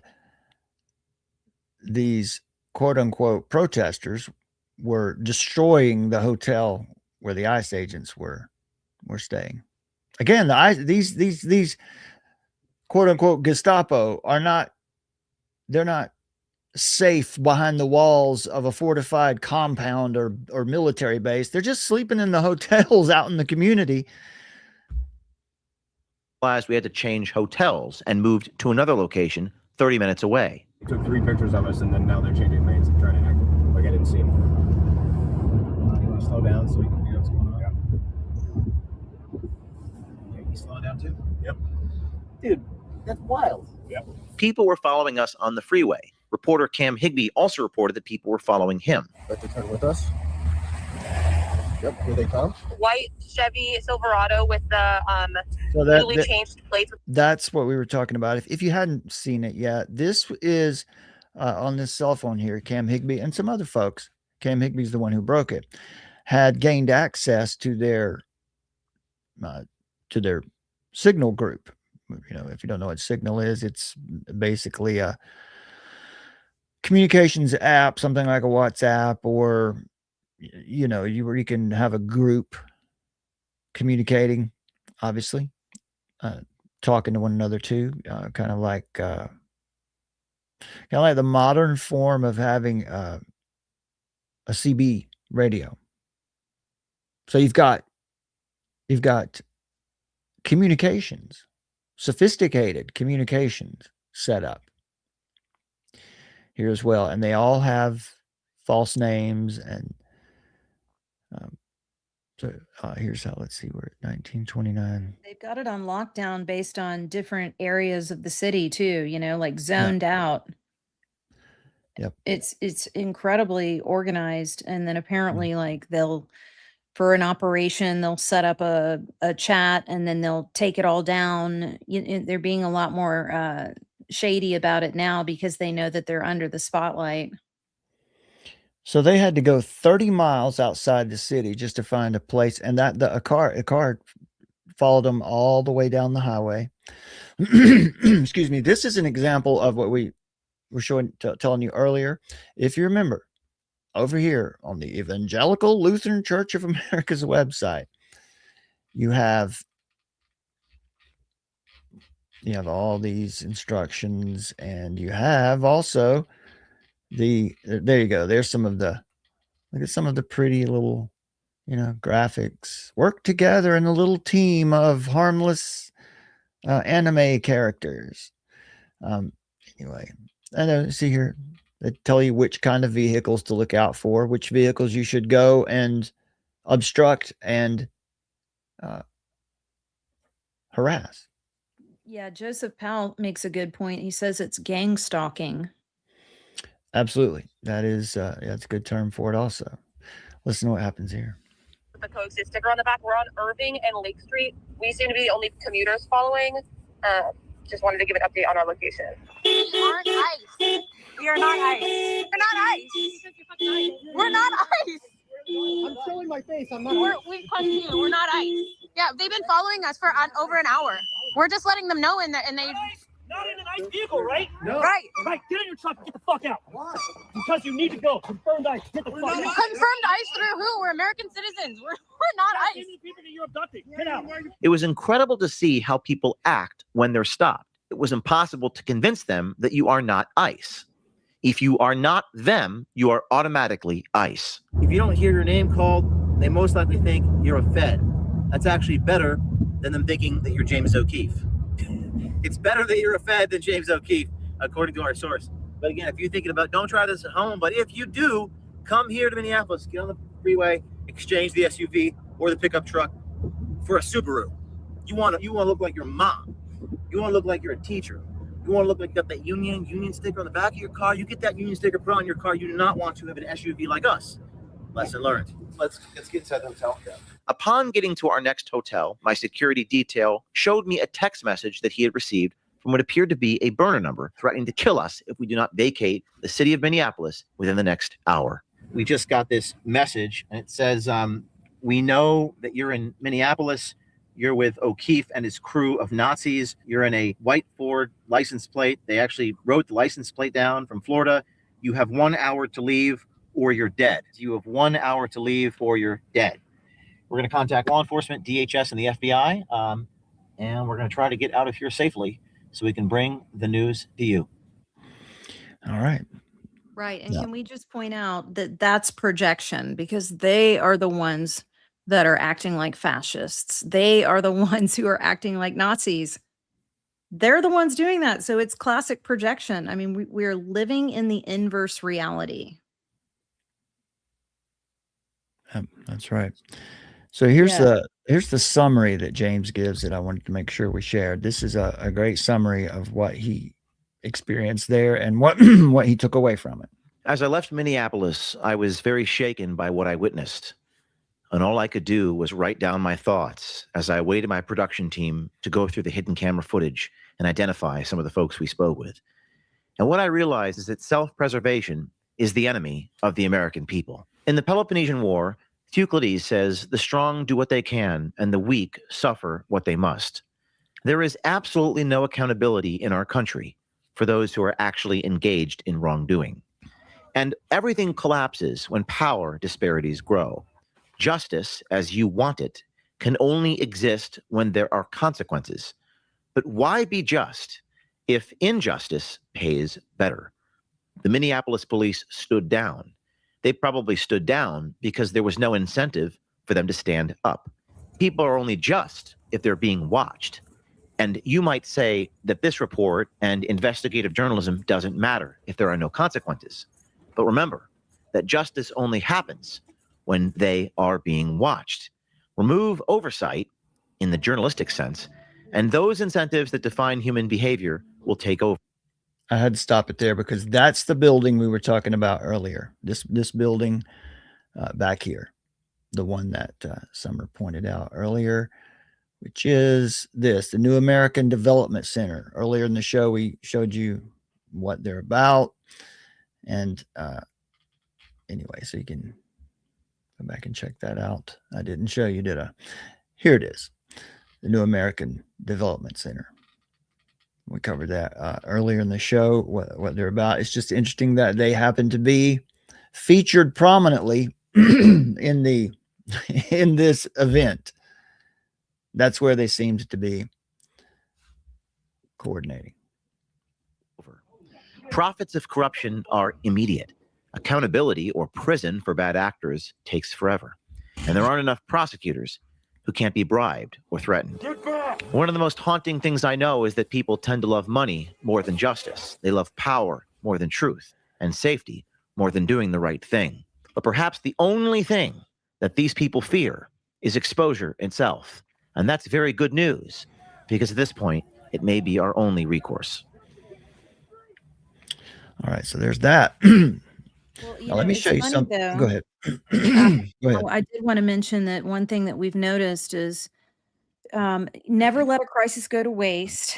And we know that they, by any means necessary, they're very Machiavellian. And so you've had the Trump administration has done something very smart as in terms of messaging, because they've put it right back on the fact that, look, we just want to get the criminals out of your community.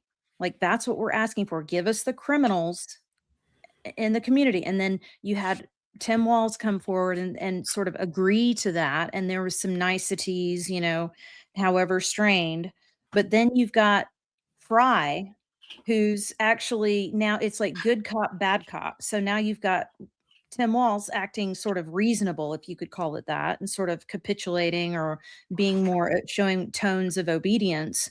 But then, of course, you've got Frey, who's out there acting disobedient. So it's just like a whack-a-mole. It's like, oh, it looks like they can be brought down to reason, but they just ramp right back up again into the agitation. Whereas it would be so easy for, Walz and Ilhan Omar and Keith and all of these characters to turn the temperature down. They're the ones that are turning it up. So I just wanted to point that out that, but it was, I think, a smart move on the Trump administration's part that they sort of hit the brakes, and they knew that everyone was listening very carefully. Like, what's Trump going to do? Is he going to do, declare the insurrection act or whatnot?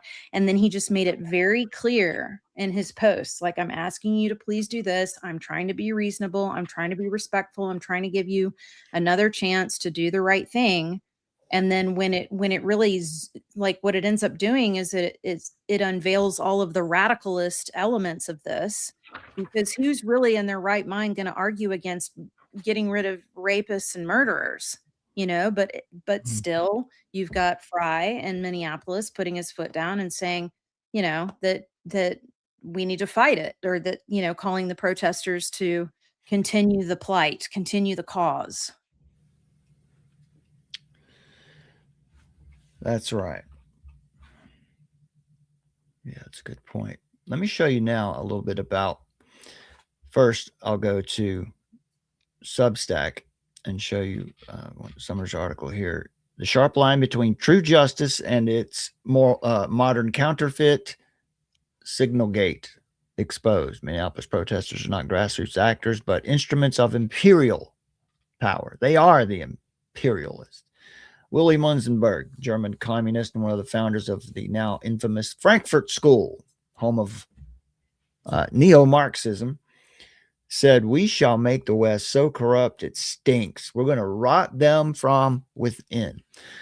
All right.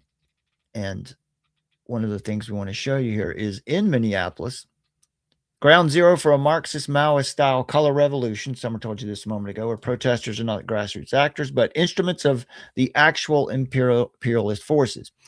She shared this piece with you a minute ago, but this, a coordinated application of globalist imperialist governance at the municipal level, operating against the Trump administration and the U.S. Constitution, operating fundamentally against American values, ordered liberty.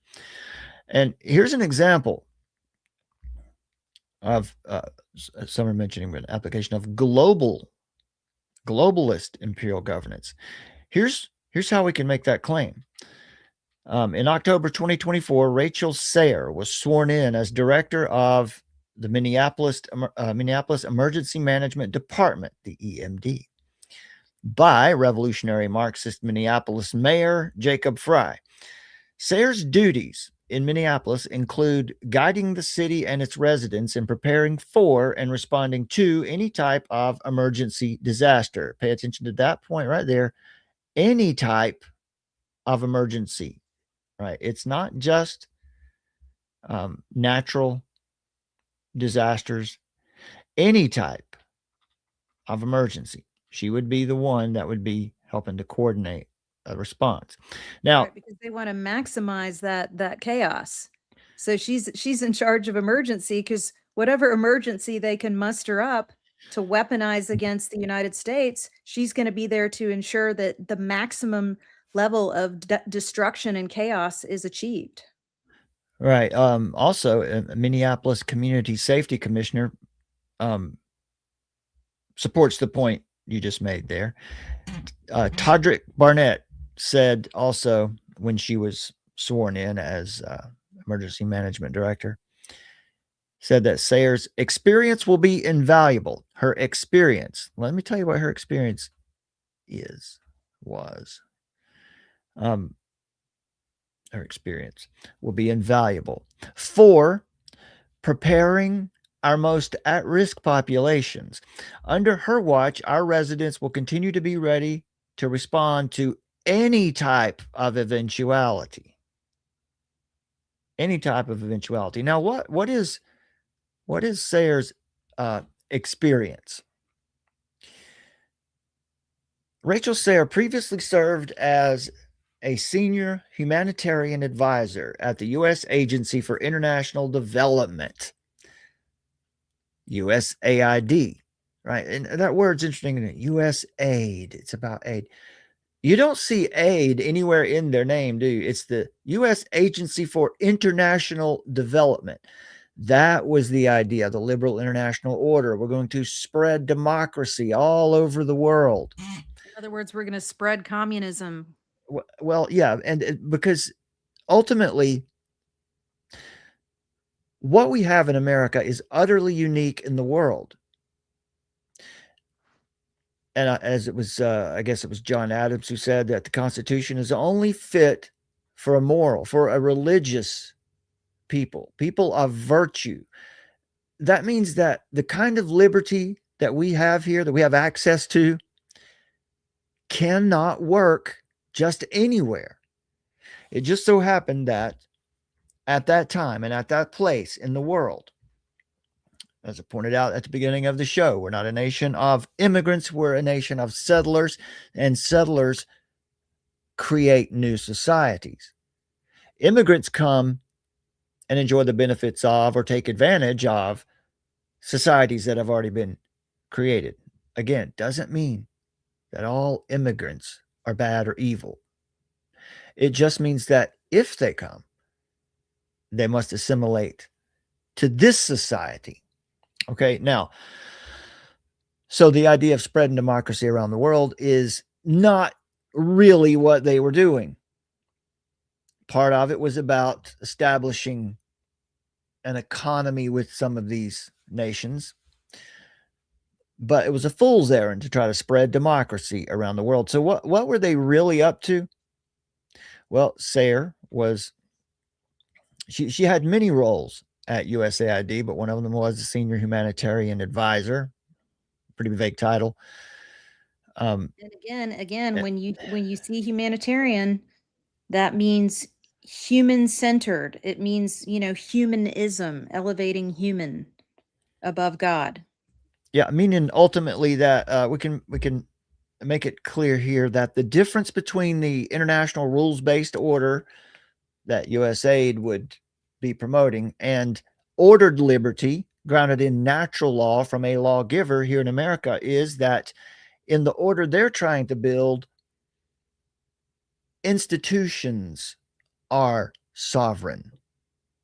If they spread democracy to Afghanistan or Iraq or wherever, it's not democracy like you're thinking. It's the institutions are democratic. In other words, the institutions have rights, not people. So let me make this point about USAID here. USAID was shut down by the Trump administration early in his term last year in 2025. And one of the reasons is because of all the fraud they exposed in USAID. USAID has been exposed as a key player in fomenting color revolutions and regime change operations. And I want to show you what USAID USAID, I should say, actually is. But I want to show you in a different video than that. Yeah, here you go. This is just 1 minute. Mike Benz is going to tell you basically what USAID. Now remember, Rachel Sayre, who is now the emergency management director, ready for any kind of emergency in the city of Minneapolis, got her training at USAID, who were specifically involved in regime change operations around the world. And she told you herself, I didn't play that video, did I? Let me give you that clip, which I think it's right under here, isn't it? That clip. Is this right here? Okay, yeah, check this out. She'll tell you who she is here. While the media gaslights you about out-of-control ICE agents, Vice President J.D. Vance put his finger squarely on the truth. He said, "This level of engineered chaos is unique to Minneapolis. It is the direct consequence of far-left agitators working with local authorities. Engineered chaos, working with local authorities. Let that sink in." And here's one of those local authorities. Rachel Sayre, the EMS chief in Minneapolis, posted this attack on federal law enforcement. My background is in international humanitarian response in conflict zones in Yemen, Haiti, Syria, Iraq, and Ukraine. What I've seen here is what I've seen there. A powerful entity violently and intentionally terrorizing people. Did you catch that? She just told you exactly who she is. Yemen, Syria, Iraq, Ukraine, pretty much everywhere the empire has run a color revolution, she was involved. And there you go. Okay. Right. So what is USAID? This will take about a minute. Notice that she characterizes law and order as violence, right? Because it's violence against their institutions. Right. Violence against the collectivism that they want to bring forth through Workers of the World Unite under a system of equity where everyone is now brought into a serf class. A system of distributive justice where the host culture has to be mitigated. Their rights must be suppressed, and the rights of whoever happens to be the flavor of the month, right now it's migrants, their rights must be elevated, rights of the minority. All right, so here's some more background on USAID and what they do so you can understand who is in charge of emergency response in the city of Minnesota.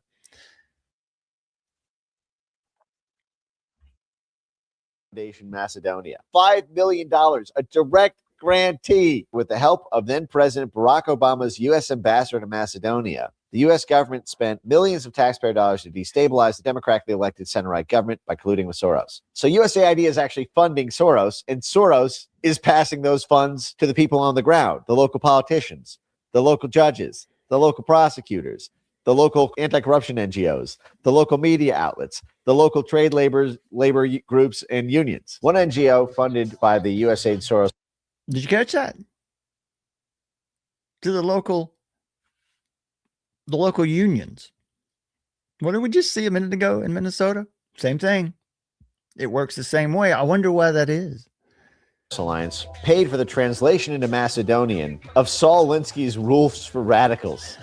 So USAID paid to have Saul Alinsky street protest handbooks printed. How funny is that?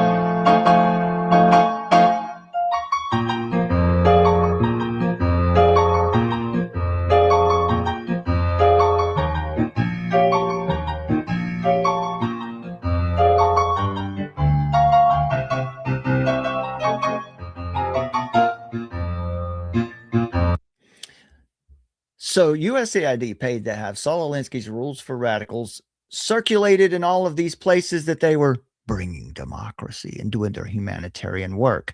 Lest we forget, says Saul Alinsky in the opening of Rules for Radicals, at least an over-the-shoulder acknowledgement to the very first radical from all our legends, mythology, and history. And who is to know where mythology leaves off and history begins, or which is which? The first radical known to man. In other words, he's honoring the first radical known to man who rebelled against the establishment and did it so effectively that he at least won his own kingdom. And that honor should be paid to Lucifer. It's just ridiculous. I mean, it's so outrageous. It's, I mean, the thing is, it's all there. It's all It out. is. It's not hidden. It's all there. We just have a lot of people And who don't want to see it. well, and they've made the language so clinical and the therapeutic totalitarianism. So they've sort of stripped it of its enchantment, and they've made it very clinical language. And so people are very disarmed by that, because they're thinking, the greatest trick that the devil ever played was convincing the world that he does not exist. So it's like, if you make it sound clinical, if you make it sound therapeutic, if you make it sound practical, you can, because with social emotional learning, that's what we've been warning people about, that's based on the theosophical religion, and it's based on Eastern mysticism. So even it sounds like tips and skills and compassion and empathy, it's actually indoctrinating people into a religion, which violates our Constitution, because you're not supposed to be indoctrinating kids into a religion. Right. Yes. Now, and the religion that we're talking about here that they're being indoctrinated into is ultimately revolutionary socialism, which is communism. And communism is not atheistic. Communism is, in fact, a religion. It has its own eschatology. It envisions a coming utopia, a heaven on earth, a communist utopia. And they are evangelists for this movement. What you see on the streets of Minnesota today and other cities, these are evangelists for the eschatological realization of communism. Lest you think that we're being number one target. Sorry, What? I just wanted to say that, just to bring it all home again, that its number one target is God. Get God, like kill God. We're going to kill God. We're going to remove God from history. I mean, that's the plan. Right. If you look at Saul Alinsky's book, Rules for Radicals, which is the playbook for everything you're seeing on these streets now. What did it say here? Lest we forget to acknowledge the very first radical, Lucifer. The first radical known to man who rebelled against the establishment. So when they say we're anti-establishment, well, Saul Alinsky clearly says here that the establishment is God, because that's who Lucifer rebelled against. Right. So you have to rebel against God's order. Right. And so that's why they also, they're what's really popular in their circles is that Christianity is like white supremacy. Yeah, I can show you. I'll show you that clip in So, just a second. Yeah. They feel like, just if you're going to follow the Christian faith, particularly the Protestant Christian faith, then you're going to be following a false light. Yeah. And you're going to be following the wrong Jesus. Right. So if you think that we're overstating the case about communism and it being embedded in America for over 100 years now, after Trump was or on the day of Trump's inauguration last year, listen to this particular protest that was happening in Washington, D.C. We're not scared of the idea of America coming apart, because this is our moment to fan the flames. We're here to build movements, defend our communities, and turn up the heat.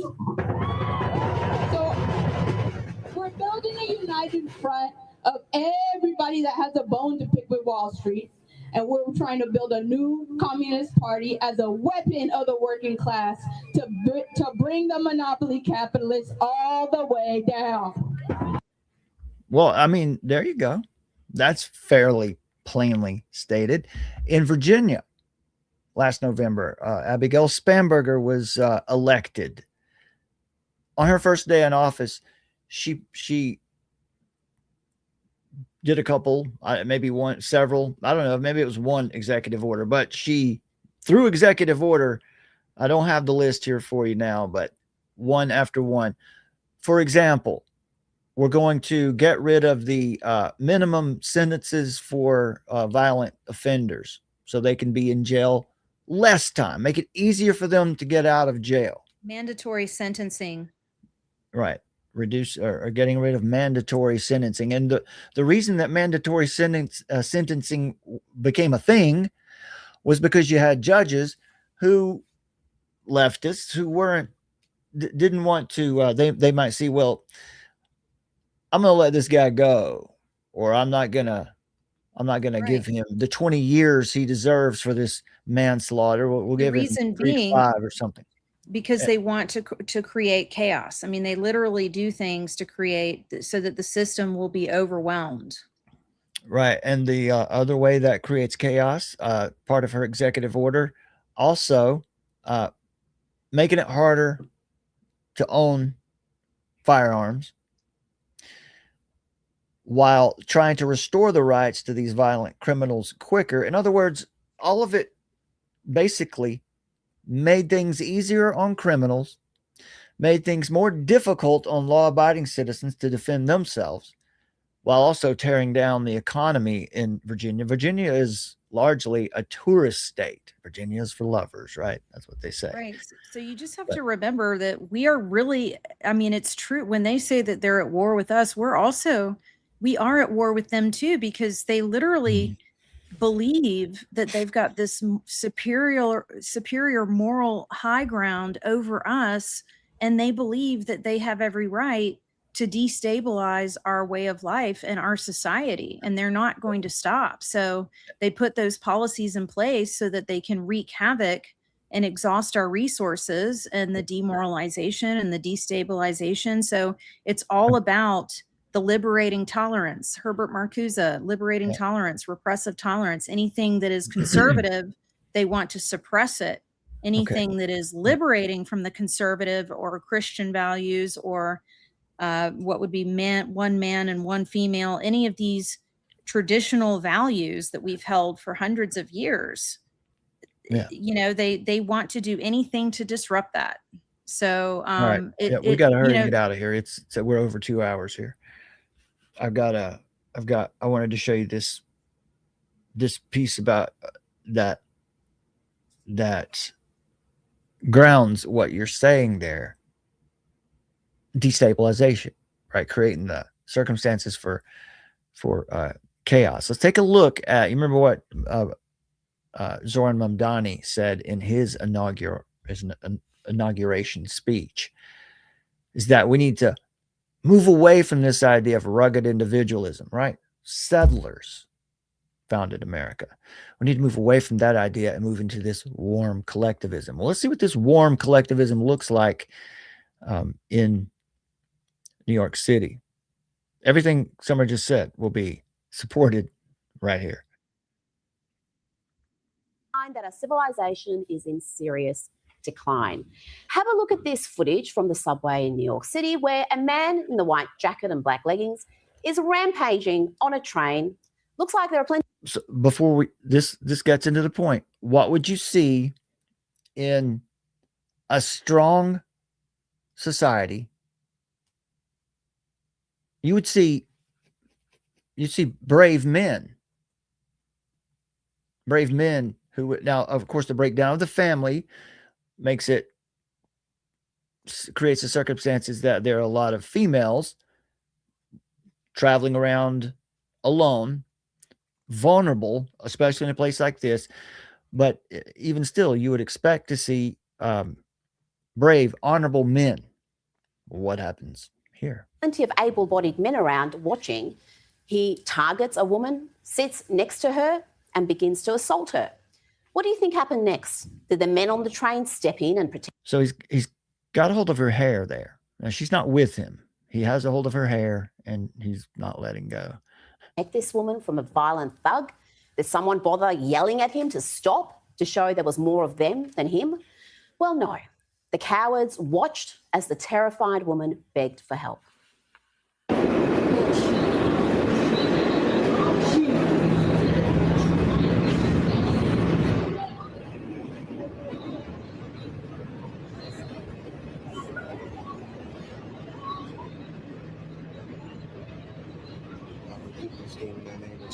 Christ. Rebuke this evil in the name of Jesus Christ. Rebuke this evil in the name of Jesus Christ. You can hear the guy who's got the camera there is praying, you know, rebuking the guy in the name of Jesus Christ. There's nothing wrong with He's not that. doing anything. But He's just recording it. right. Yeah. There comes a time when action is required in that moment. Pray before you do it, while you do it, but do it. React.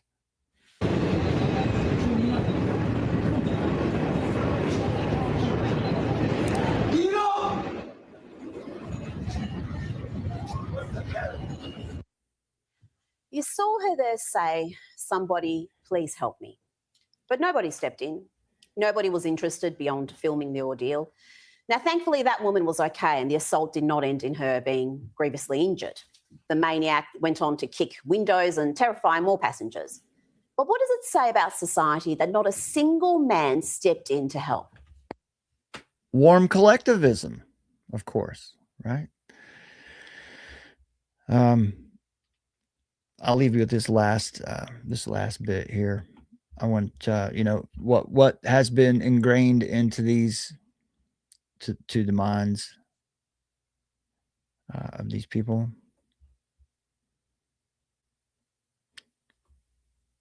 Now I've lost my place here. Yeah, here we go.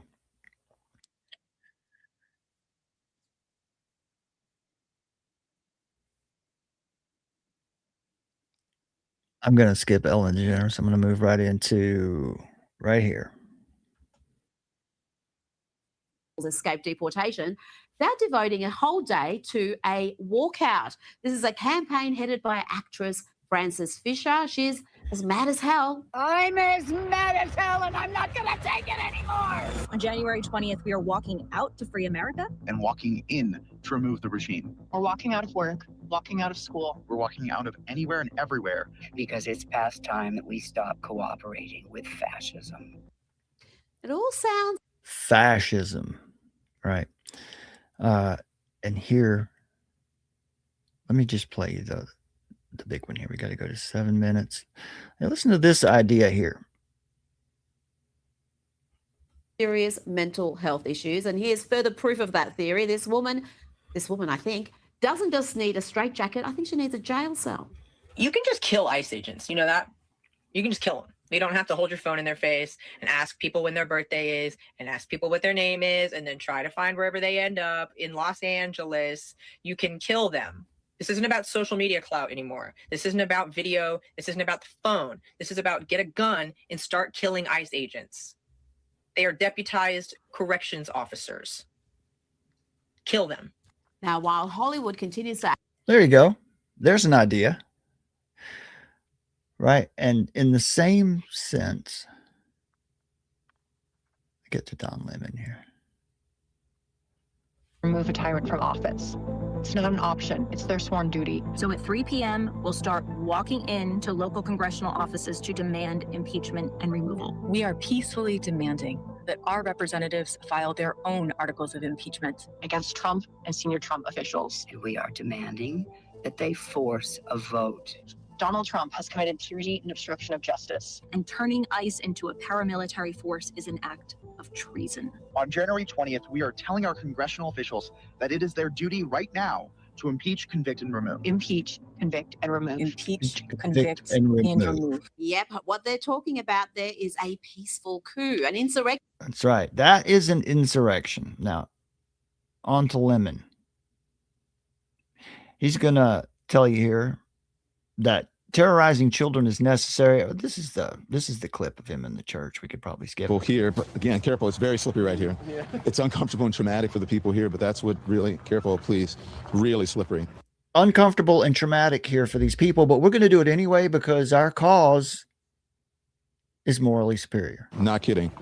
That's what protesting is about. And so that's what protesting is all about, terrifying young children. You can see kids there being forced to leave the church service. They should be safe in the sanctity of a church.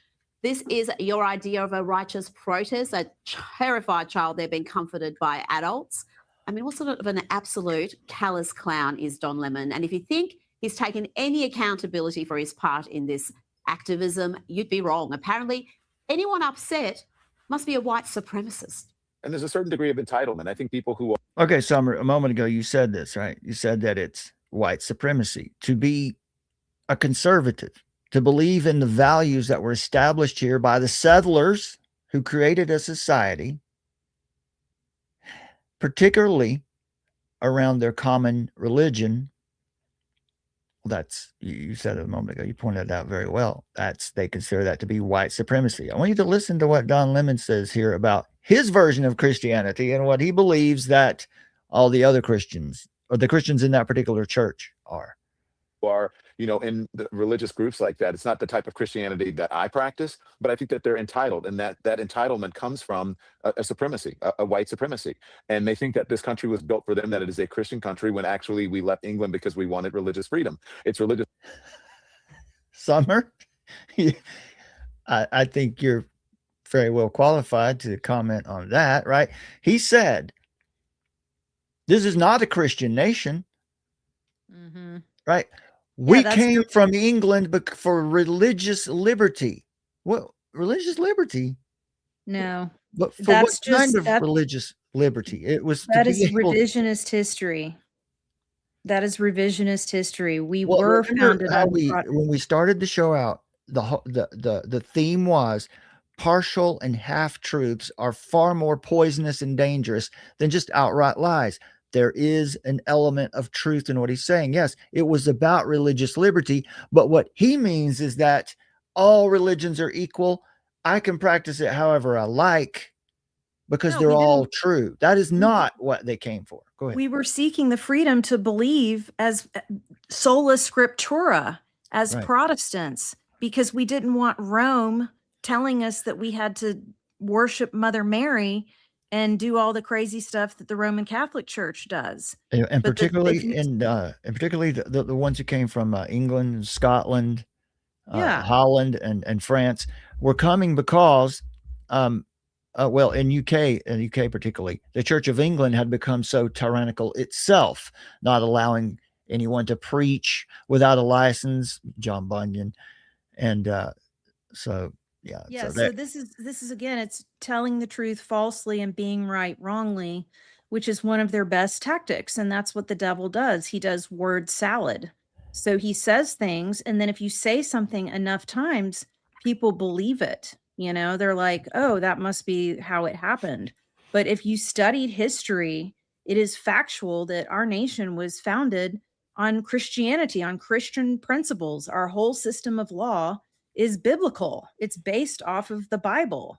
So, and we were founded as a Christian nation. That's just the reality. So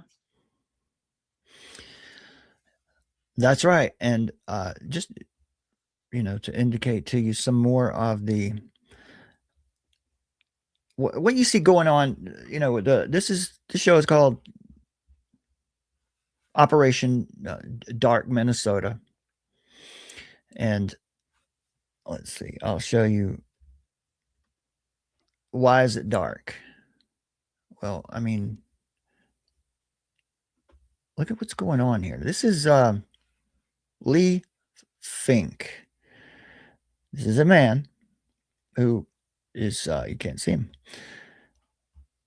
pretending to be a woman. One of the, I'll just let you hear from him. The first transgender state official in Minnesota. Of course, it's Facebook.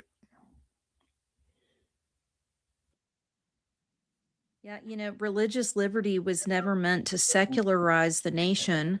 The prohibition on an established national church was designed to prevent state control over religion, not to expel Christianity from public life. Yeah, that's right. That's it. This thing keeps muting. It is very frustrating how they distort all of this. Governor Walz has been supportive of the LGBTQ community since he was a high school teacher in West Mankato High School, where he was the GSA advisor while being the high school football coach. I think that says a lot about the kind of man he is. You know, when we elected 11 new LGBTQ members to the House 2 years ago and created the Queer Caucus, and I started pushing the importance of the trans refuge bill that I carried, he was always right there. He understood that this is Again, fundamentally lawless at its foundation. You know, it's probably important to mention here again, and I love to bring it up as much as possible because it's not really taught in church or in Bible studies that much. But there in the garden, the whole point of that tree of the knowledge of good and evil, that phrase, knowledge of good and evil, has a very specific meaning to the people it was written to, who the people who lived by that order, by that ethic. And it meant the knowledge of good and evil belongs to God. God determines what is good and what is evil. What Satan promised to Eve, if she took of the fruit of the tree of the knowledge of good and evil, was that she would be able to determine for herself what is good and what is evil apart from God. The kings, when they began the monarchy type rule among the Israelites, that's what the king would pray for. He would pray for God to give him the wisdom. This is Solomon, one of Solomon's prayers, to have the knowledge of good and evil. In other words, to have God impart on him the ability to judge rightly. But what Satan promised was, you don't need God for that. You can determine for yourself. And what you hear Lee Fink here saying is that I have determined that this is good. How great is it that in Minnesota we have all of these, we have the Queer Caucus now, and we have all of these men pretending to be women in positions of authority, lawlessness. So it's really no wonder that you see this kind of chaos breaking out in Minnesota. And here's another one that I thought, that Summer would want us to share. This is recently from, we'll listen to her for just a second, but she describes Trump for us and what he represents. This is MS Now, I guess is what it's called now. Point today, right now, for America and Americans and the world. It is upon us, and it is more akin to watching a small child play with fireworks than any serious examination of policy choices being made by a serious or rational actor. Today, the world is madly translating and trying to decipher a series of rambling texts, social media posts, and unhinged rants delivered from the podium of the West Wing of the White House to try to figure out what exactly it is that Donald Trump is threatening. So a he's series of late night posts. He's unhinged. Up the ante in what the Washington Post describes as the gravest transatlantic crisis in generations. Yeah. No, there's that, but here's what I wanted to show you. This morning, thousands of people are rallying in Copenhagen in support of Greenland. It comes as a bipartisan delegation of U.S. lawmakers are in Denmark this weekend, with hopes to reassure leaders of the country and Greenland of congressional support after President Trump's threats to seize the Arctic island. Democratic Senator Chris Coons and GOP Senator Lisa Murkowski spoke in a press conference this morning on where things stand with Danish leaders. I think de-escalating the level, tone, and frequency of rhetoric around this and injecting some reality about what are the actual circumstances of the security threats. Yes, it's about Greenland, but they bring in a panel here, Summer. I think you remember this one, of some very important people, some experts, and it's very important. One of the people on this panel, which you'll see. Joining us now is one of those lawmakers in Denmark, Democratic Congresswoman Sarah McBride. Sarah McBride down on the bottom right. Yes, that is what you think it is. And what's fascinating, I just watched a couple minutes of this and look at what has been normalized in our culture. Of Delaware, thank you so much for joining us today. I was expecting a more bucolic background, but it looks like you are confined to your hotel room. So I talked with a number of diplomats this week, Danish and Greenlanders, who basically... Since this story is not completely relevant for what we're talking about tonight, we just want to show you we want to give you the imagery of what has been normalized. I'm going to fast forward through this a little bit. Speculation was running rampant about how Trump is going to go about Trump's back. It's very realistic. What are you hearing today in your conversations with Greenlanders and Danish leaders? Well, over the last 48 hours, my colleagues from both the Senate and the House, both Democrats and Republicans, and I have met with the Prime Minister. Until he started speaking, I don't know, maybe I'm just not a good gauge, but you might be fooled. I don't know. There's probably a lot of filters. Your vision is not that great, so I guess I need to get to the eye doctor.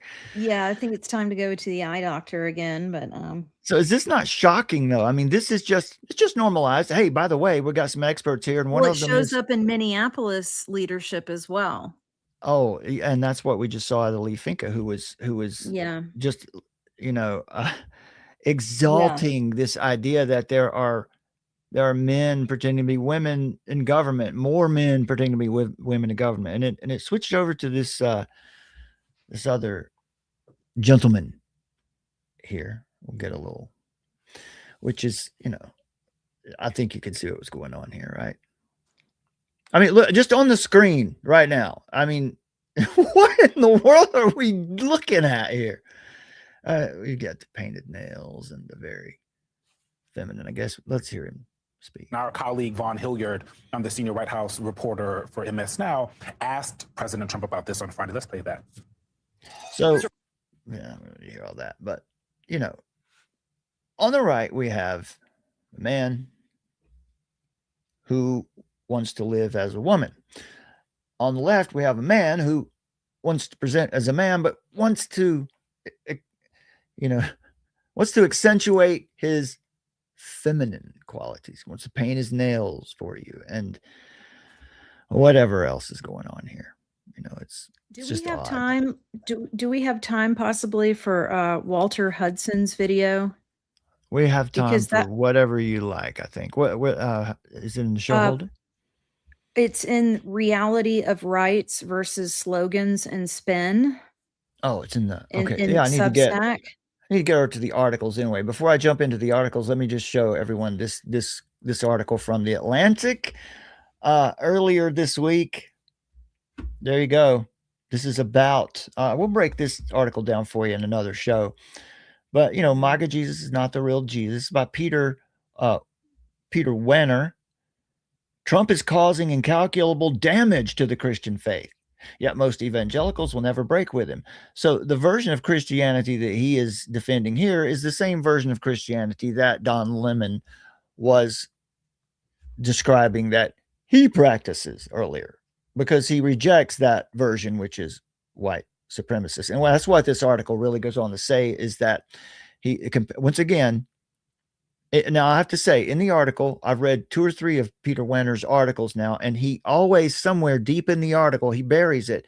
He says, Trump is not Hitler and America is not Germany in the 30s, but however, but that's the message. He even appeals to Bonhoeffer and Richard Niebuhr, who were Germans, Christians living in Nazi Germany, who created a Christian resistance to what was going on here, but their Christianity was authentic, and in fact, Bonhoeffer was executed for his Christianity there. So in that sense, he was martyred for his faith. So anyway, The Atlantic, I guess we could probably just do, if we did nothing else but break down the articles from The Atlantic, you could learn everything you could possibly want to know about this movement and this mindset and how twisted it is. The Atlantic is very strategic in reverse engineering what they want to have happen. So anyway, but I digress. Okay, which article was it you wanted me to get again? So it's called Reality of Rights versus Spin and versus Slogans and Spin. Okay, there it is. So yeah, there's a video down in there, and it's just brilliant. Oh, It's this really, video. yeah, it's really, really well done. Yeah, I and it's would. short. You're right. This will be worth the time. We're at 2.5 hours now, so we're doing the old Art Bell We're doing a show. marathon. People can watch it half and half or however they want to do it. So I'll read up to that video. All right. Let me get me off the screen. You guys don't. I'm not particularly good to look at. Much of the public conversation surrounding the Minneapolis shooting has collapsed of Alex Preddy has collapsed into the repetition of slogans. He had the right to film. Remember, as we started the show off tonight, partial truths. He had the right to carry and film. In this video that we're going to show you here, Walter Hudson, this will be a good way to end the show. Walter Hudson explains why that framing is not only incomplete, but dangerously misleading. So again, it's filled with partial truths that sort of poison the mind against the truth. Rights do not exist in isolation from context, conduct, or responsibility. Under Minnesota law and in constitutional reality, carrying a firearm and recording law enforcement increase one's duty to avoid confrontation, not entitlement to insert oneself into volatile enforcement situations. Again, I would reiterate here, we watch body cam videos and we watch the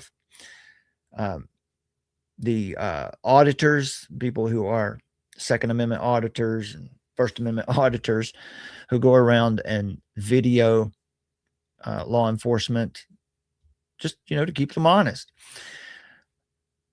Hudson carefully walks through how abstract rights language, again, partial truth, is being used to excuse concrete behavior, replacing legal analysis with emotional shorthand. The core question is not whether rights exist, but whether they were exercised as the law requires. And again, folks, in America, the foundation of the law is the moral law of God, right from the founding. With restraint, distance, compliance, and avoidance of interference. That's how you interact with law enforcement. That's how you observe. That's how you audit them. When slogans replace circumstance, the public is taught that invoking rights shields them from consequences. It does not. This video cuts through the spin and returns the discussion to legal reality. Rights come with responsibility. Context matters, and behavior, not buzzwords, determines outcomes in the real world. So this is text from the video, so we'll just play the video here. Oops, right here. Here we go. People keep saying the same two things about the Preddy shooting here in Minneapolis. They say, you have the right to observe and film. They say, you have the right to carry a gun if you have a permit. Now, of course, both of those statements are true, but both of them are completely misleading when ripped out of context. Because what both of those statements do is substitute slogans for circumstances. And circumstances are everything.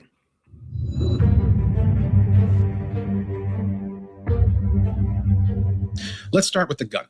Yes, in Minnesota, if you have a permit, you can carry a firearm. That's absolutely true. But every concealed carry instructor in this state will tell you the same thing. The moment you choose to carry a firearm, your responsibility goes up, not down. You don't become more entitled to engage in confrontation. You actually become more obligated to avoid it. Here in Minnesota, we have what's called a duty to retreat, which means if a judge later decides after the fact that you could have reasonably avoided a conflict, even if you felt threatened at the time, you could still go to prison for using your firearm. That's not theory. That's the real law here in this state. And anyone who teaches carry knows it. So the idea that a carry permit somehow entitles someone to walk into an active area of federal law enforcement, get into a physical confrontation with armed agents, and then claim, well, I had the right to be there. That's not how any of this works at all. If anything, being armed creates an elevated duty to stay away from such volatile situations. Because now, by doing that, you're introducing lethal force into the environment, you're increasing the perceived threat to officers, and you're dramatically narrowing their reaction window. Now, that's not politics, that's physics. Now let's talk about the filming aspect. Yes, of course, you have a First Amendment right to record police, that's true, but that right has limits. Even professional journalists can't just walk into an operational zone and demand whatever angle they want. They're required to follow lawful orders. They're required to not interfere with the operation. They're required to respect safety perimeters, because filming and documenting does not override lawful operational control. You don't get to insert yourself into the middle of an arrest and say, I'm the press, I'm a citizen journalist, I'm observing, because that's not observation, that's interference. And here's the problem with how this is being discussed right now in the public. People are using abstract rights language to excuse concrete behavior. They're saying things like, well, he had the right to carry. He had the right to film. Without asking, were his actions those of someone trying to avoid conflict, or were his actions those of someone inserting himself into conflict? And those are very different things. Carrying a gun does not give you license to approach law enforcement and interfere with their duties. Filming does not give you license to defy lawful orders. And neither of those activities creates immunity from the consequences when things predictably escalate. And this is where context matters. Was this a peaceful sidewalk interaction? Or was this the middle of an enforcement operation? And the answer is obvious. Was this passive observation from a distance, or physical proximity and confrontation? Was Preddy retreating or advancing? Those questions shape the case, not your slogans. And here's what bothers me about the way this is being framed. It trains people to think that their rights are shields from consequences instead of responsibilities. It tells them, well, just invoke the magic words, gun rights, press rights, protest rights, and reality will bend around you. But it doesn't. Reality responds to your behavior. Law evaluates your choices and actions. And officers in the field don't have the luxury of freeze frame hindsight. What they see is distance, movement, compliance, resistance, threat posture. And you have 100% control over all of those factors. You choose whether to approach. You choose whether to comply. You choose whether to resist, and you choose the posture and temperament with which you engage, all of which is relevant to whether you are exercising your rights lawfully or committing multiple state and federal crimes. Now, none of this means that we definitively know whether the shooting was justified. The most up-to-date analysis at the time of this recording suggests a great deal of confusion during the struggle, potential accidental discharge, and decisions made in the moment under disorienting circumstances.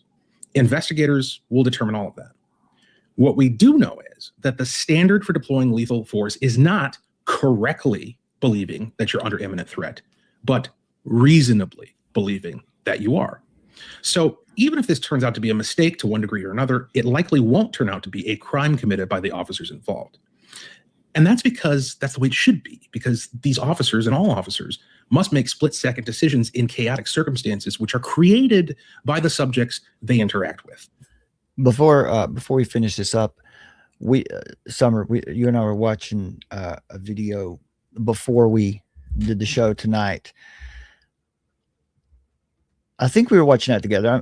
I may have been in the office watching it, but you heard radical leftist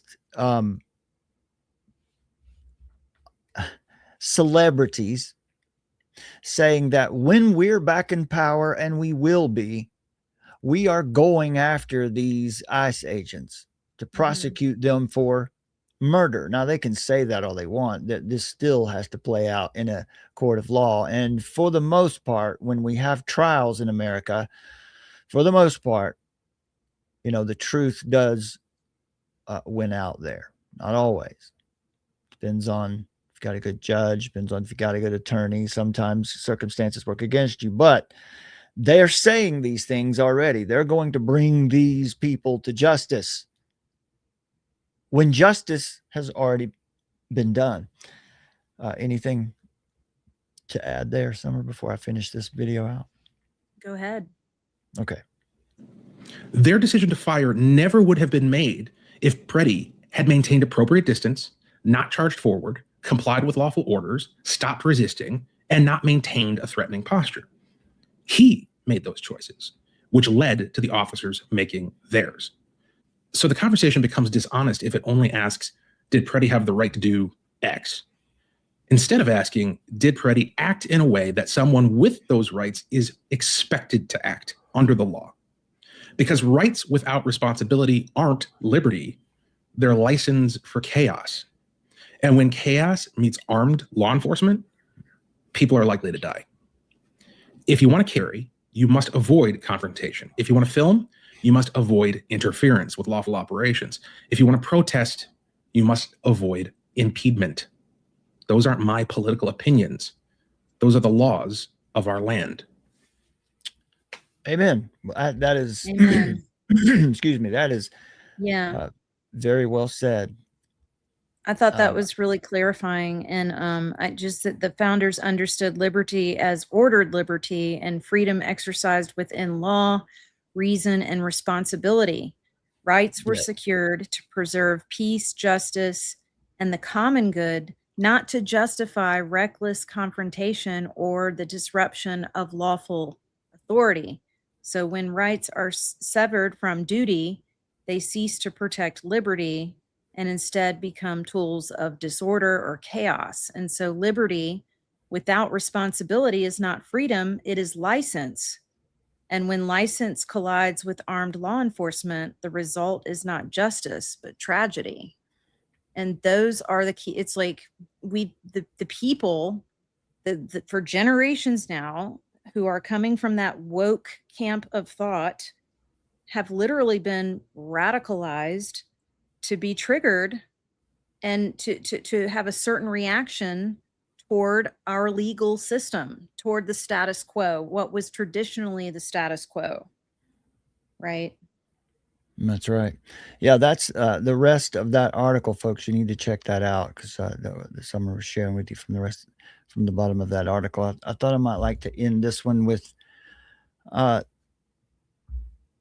I was thinking about this the other day, and I was trying to figure out what is America's terminal disease. Ultimately, yes, of course, it is sin in the heart. But also the commitment to the covenant of liberty, the biblical and constitutional case against apathy, right? To not act in the face of evil is also a sin. All right, let's see here. A nation can survive a degree of ignorance and grifters, but treason from within, empowered by apathy, is unsurvivable. Even for America, enemy nations and invading armies are clearly defined threats that a nation's people can identify and defend against. Bombs, bullets, and flags are unambiguous, but the traitor's deceit and subversion spread quietly like a hidden disease. Today, America is in terminal danger. The enemy of righteousness and liberty lives among us, and for the most part, looks like us and sounds like us. But the fruit of this doctrine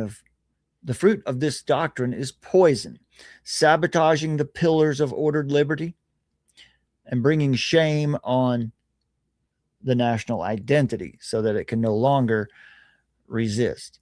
Aligned with the serpent's first and perpetual tactic against humanity, the traitor's project is to convert enough of us to his hidden cause that we would participate in our own destruction. Like a virus, he replicates himself into activists, agents, true believers, and dupes. Corrupted cells metastasize into every organ of society, subverting our institutions and systems with malignant deceit, converting the hearts and minds of Americans with the gospel of resentment in order to rot the soul of our nation, so that he, the enemy, can ultimately hand us over to his dark master. How many activists and re-educated converts would it take to rot America from within? Well, I pray that we never find out, because if we do, then it would be too late. Tully Ciceronis said, "A murderer is less to fear. The traitor is the plague." Biblically, Proverbs 24:11 and 12 say, "Rescue those who are being taken away to death. Hold back those who are stumbling to the slaughter. Because if you say, 'We didn't know this,' doesn't God perceive the heart? Doesn't God know the truth? Constitutionally, every American is to be a watchman for threats to our liberty. It's our duty to defend and keep the republic. Scripture teaches that silence in the face of evil is not innocence but guilt. When the people are not warned of an imminent threat to the peace and safety of the city, God warns that the watchman, which is all of us today, the watchman incurs the guilt of the blood of the fallen. So in Minnesota there, those people who have allowed these conditions to occur bear blood guilt. The blood is on their hands. But not only that, the blood will be on our hands if we sit idle and say nothing in the face of this kind of evil. For governors, mayors, and citizens, every death that occurs in indifference to lawlessness becomes the responsibility of those who allowed the circumstances that caused the violence. Ephesians 5:11, take no part in the unfruitful works of darkness, but rather expose them. Failure to speak what one has seen or learned is itself sin, Leviticus 5:1. And for whoever knows the right thing to do and fails to do it, for him it is sin. Nor does the Lord accept the excuse of ignorance. He knows and weighs every heart and commands us to rescue those being led to destruction. This is why the Lord declares, cry aloud, do not hold back. Isaiah 58:1. America's present crisis is not merely disorder in the streets, but moral abdication among the people. The founders understood that liberty is not self-sustaining, that a free republic stands upon virtue, vigilance, and the courage of its citizens. The Constitution was designed to secure the liberty of a moral people who are capable of governing themselves under God. And when that duty is abandoned, when citizens surrender responsibility, excuse lawlessness, or trade ordered liberty for comfort, the republic decays from within and the nation will incur God's judgment. Liberty is a good gift of God. As heirs to the inheritance of American liberty, we are bound by a covenant to steward it faithfully, to preserve the republican form of government, to resist subversion, and to defend the blessings of liberty entrusted to us and to our posterity. So if judgment comes upon our land, it won't be because the danger was unseen or because it snuck up on us, but because Americans, a people endowed, you and I, a people endowed with liberty, refused the responsibility that God-given liberty requires. Two questions. Who will you serve and what will you do? Okay, Summer, anything you want to... Sure. I just wanted to echo that America was founded as a moral and constitutional covenant rooted in God-given rights and ordered liberty. And that inheritance can survive only if it is consciously understood, defended, and passed on. The Bible was cited more frequently than all European authors combined in the writings of the founding era. This is not mythology. It's documented history. So be confident in that heritage that we have. The fact that if we just return back to following our U.S. Constitution as it was undergirded by God's law, that the Lord can bless that. We don't need a religious liberty commission. We don't need a White House office of faith. We don't need cognitive liberty. We don't need social justice. We don't need hate laws. We just need to go back to the foundations. It's all there and it's all righteous. We don't need to invent something new. And God is calling us to that wisdom, I believe. We should pray for that. I believe so too. That's yeah, it's very well said. Okay. I was trying to get that music to play behind us. Are you able to hear that? No. It's very quiet anyway. All right. Well, I think that's all we've got for tonight, unless you've got anything else you want to end up with here. Well, I could keep going on and on, but we'll I save, know. we'll save some more for later. Like next time I want to show people the really amazing work that Hillsdale College has done on Were the Founding Fathers Really Christian? They've got a series. Maybe you guys want to check it out, but it's really helpful and really eloquently done. And so we can show that next time. Yeah. I know I have a stack here too of stuff. I want to get to that MAGA Jesus article. There's plenty to get to, but I think that's enough for tonight. So we want to thank everyone for joining us here tonight. There's Dell Griff in the chat. Thanks for being with us. Yeah. Hi, Dell. It's good to see you.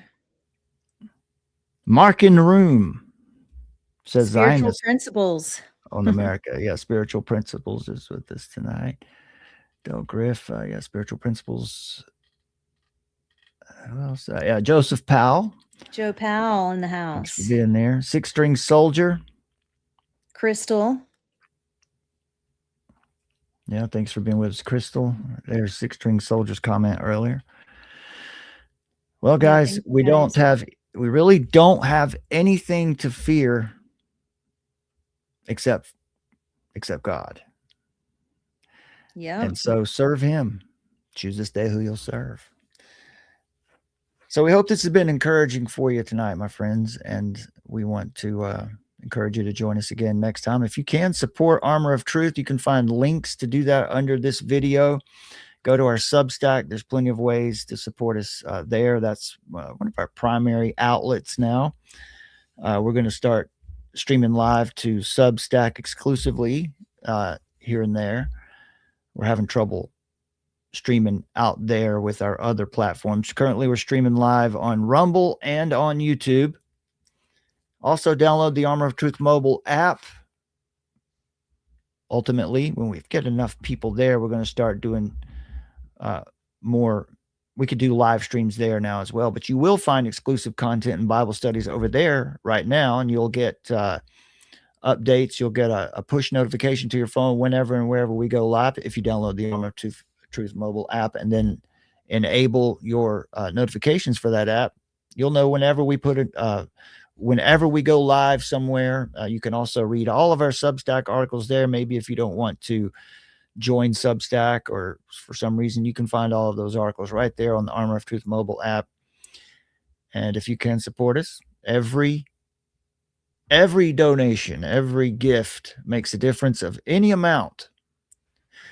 It's as Pastor Bitterman wrote when he shared in the show recently, it's the small things that make a difference right now. Don't think that you can't do something to help all of this and to bring change. Well, I don't like to use that word, change, to reform our nation according to God's will. In fact, it always has been. If you read Zechariah 3 and 4, it always has been the people of God doing small things that move mountains, that reduce mountains to craters, because it is God who works through us, who achieves these things. It's not us. It's his power.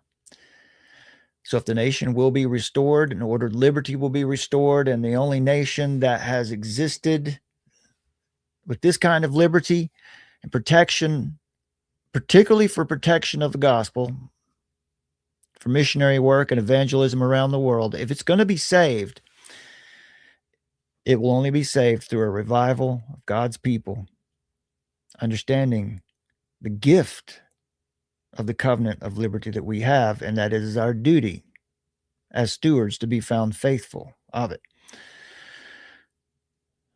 All right, my friends, God bless you. We will see you again here very soon. As early as 1928, the communists declared that the racial differences among our people constituted the weakest and most vulnerable point in our social fabric. By constantly probing and straining at this one spot, they calculated that eventually the cloth could be torn apart and that Americans could be divided, weakened, and perhaps even set against each other in open combat. The average American, they say, soft and decadent. He'll become paralyzed with fear and panic. He'll run away and hide and do nothing to interfere as they strike at the community's power centers. Any all-out revolution must create a state of crisis wherein almost all of the male population would be forced to remain in their homes because of its affluence. It has waxed soft. The motive force behind its life drive is its endless pursuit of prestige, conspicuous consumption, and sensual pleasure. After the stage is properly set, America could be brought to her knees in 90 days. Ladies and gentlemen, the organization behind these preparations has almost unlimited financial resources. Our enemies are deadly serious about their task, and it's nothing short of national suicide for us to continue to ignore their plans and their progress. The strategy calls for the quiet conversion of our government. They have one and only one solution for all problems: more government, and then more and more until it's total government. In 1943, the following directive was issued from party headquarters. It read, "When certain obstructionists become too irritating, label them after suitable build-ups as fascist. Label them as fascist or Nazi or anti-Semitic, and use the prestige of anti-fascist and tolerance organizations to discredit them. In the public mind, constantly associate those who oppose us with those names which already have a bad smell. The association will, after enough repetition, become fact in the public mind."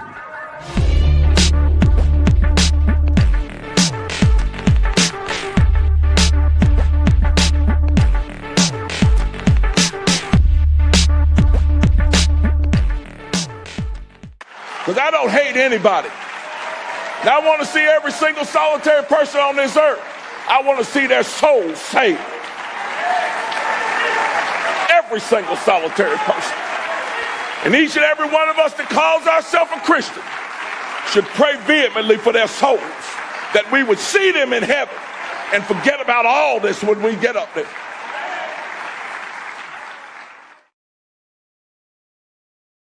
We would see them in heaven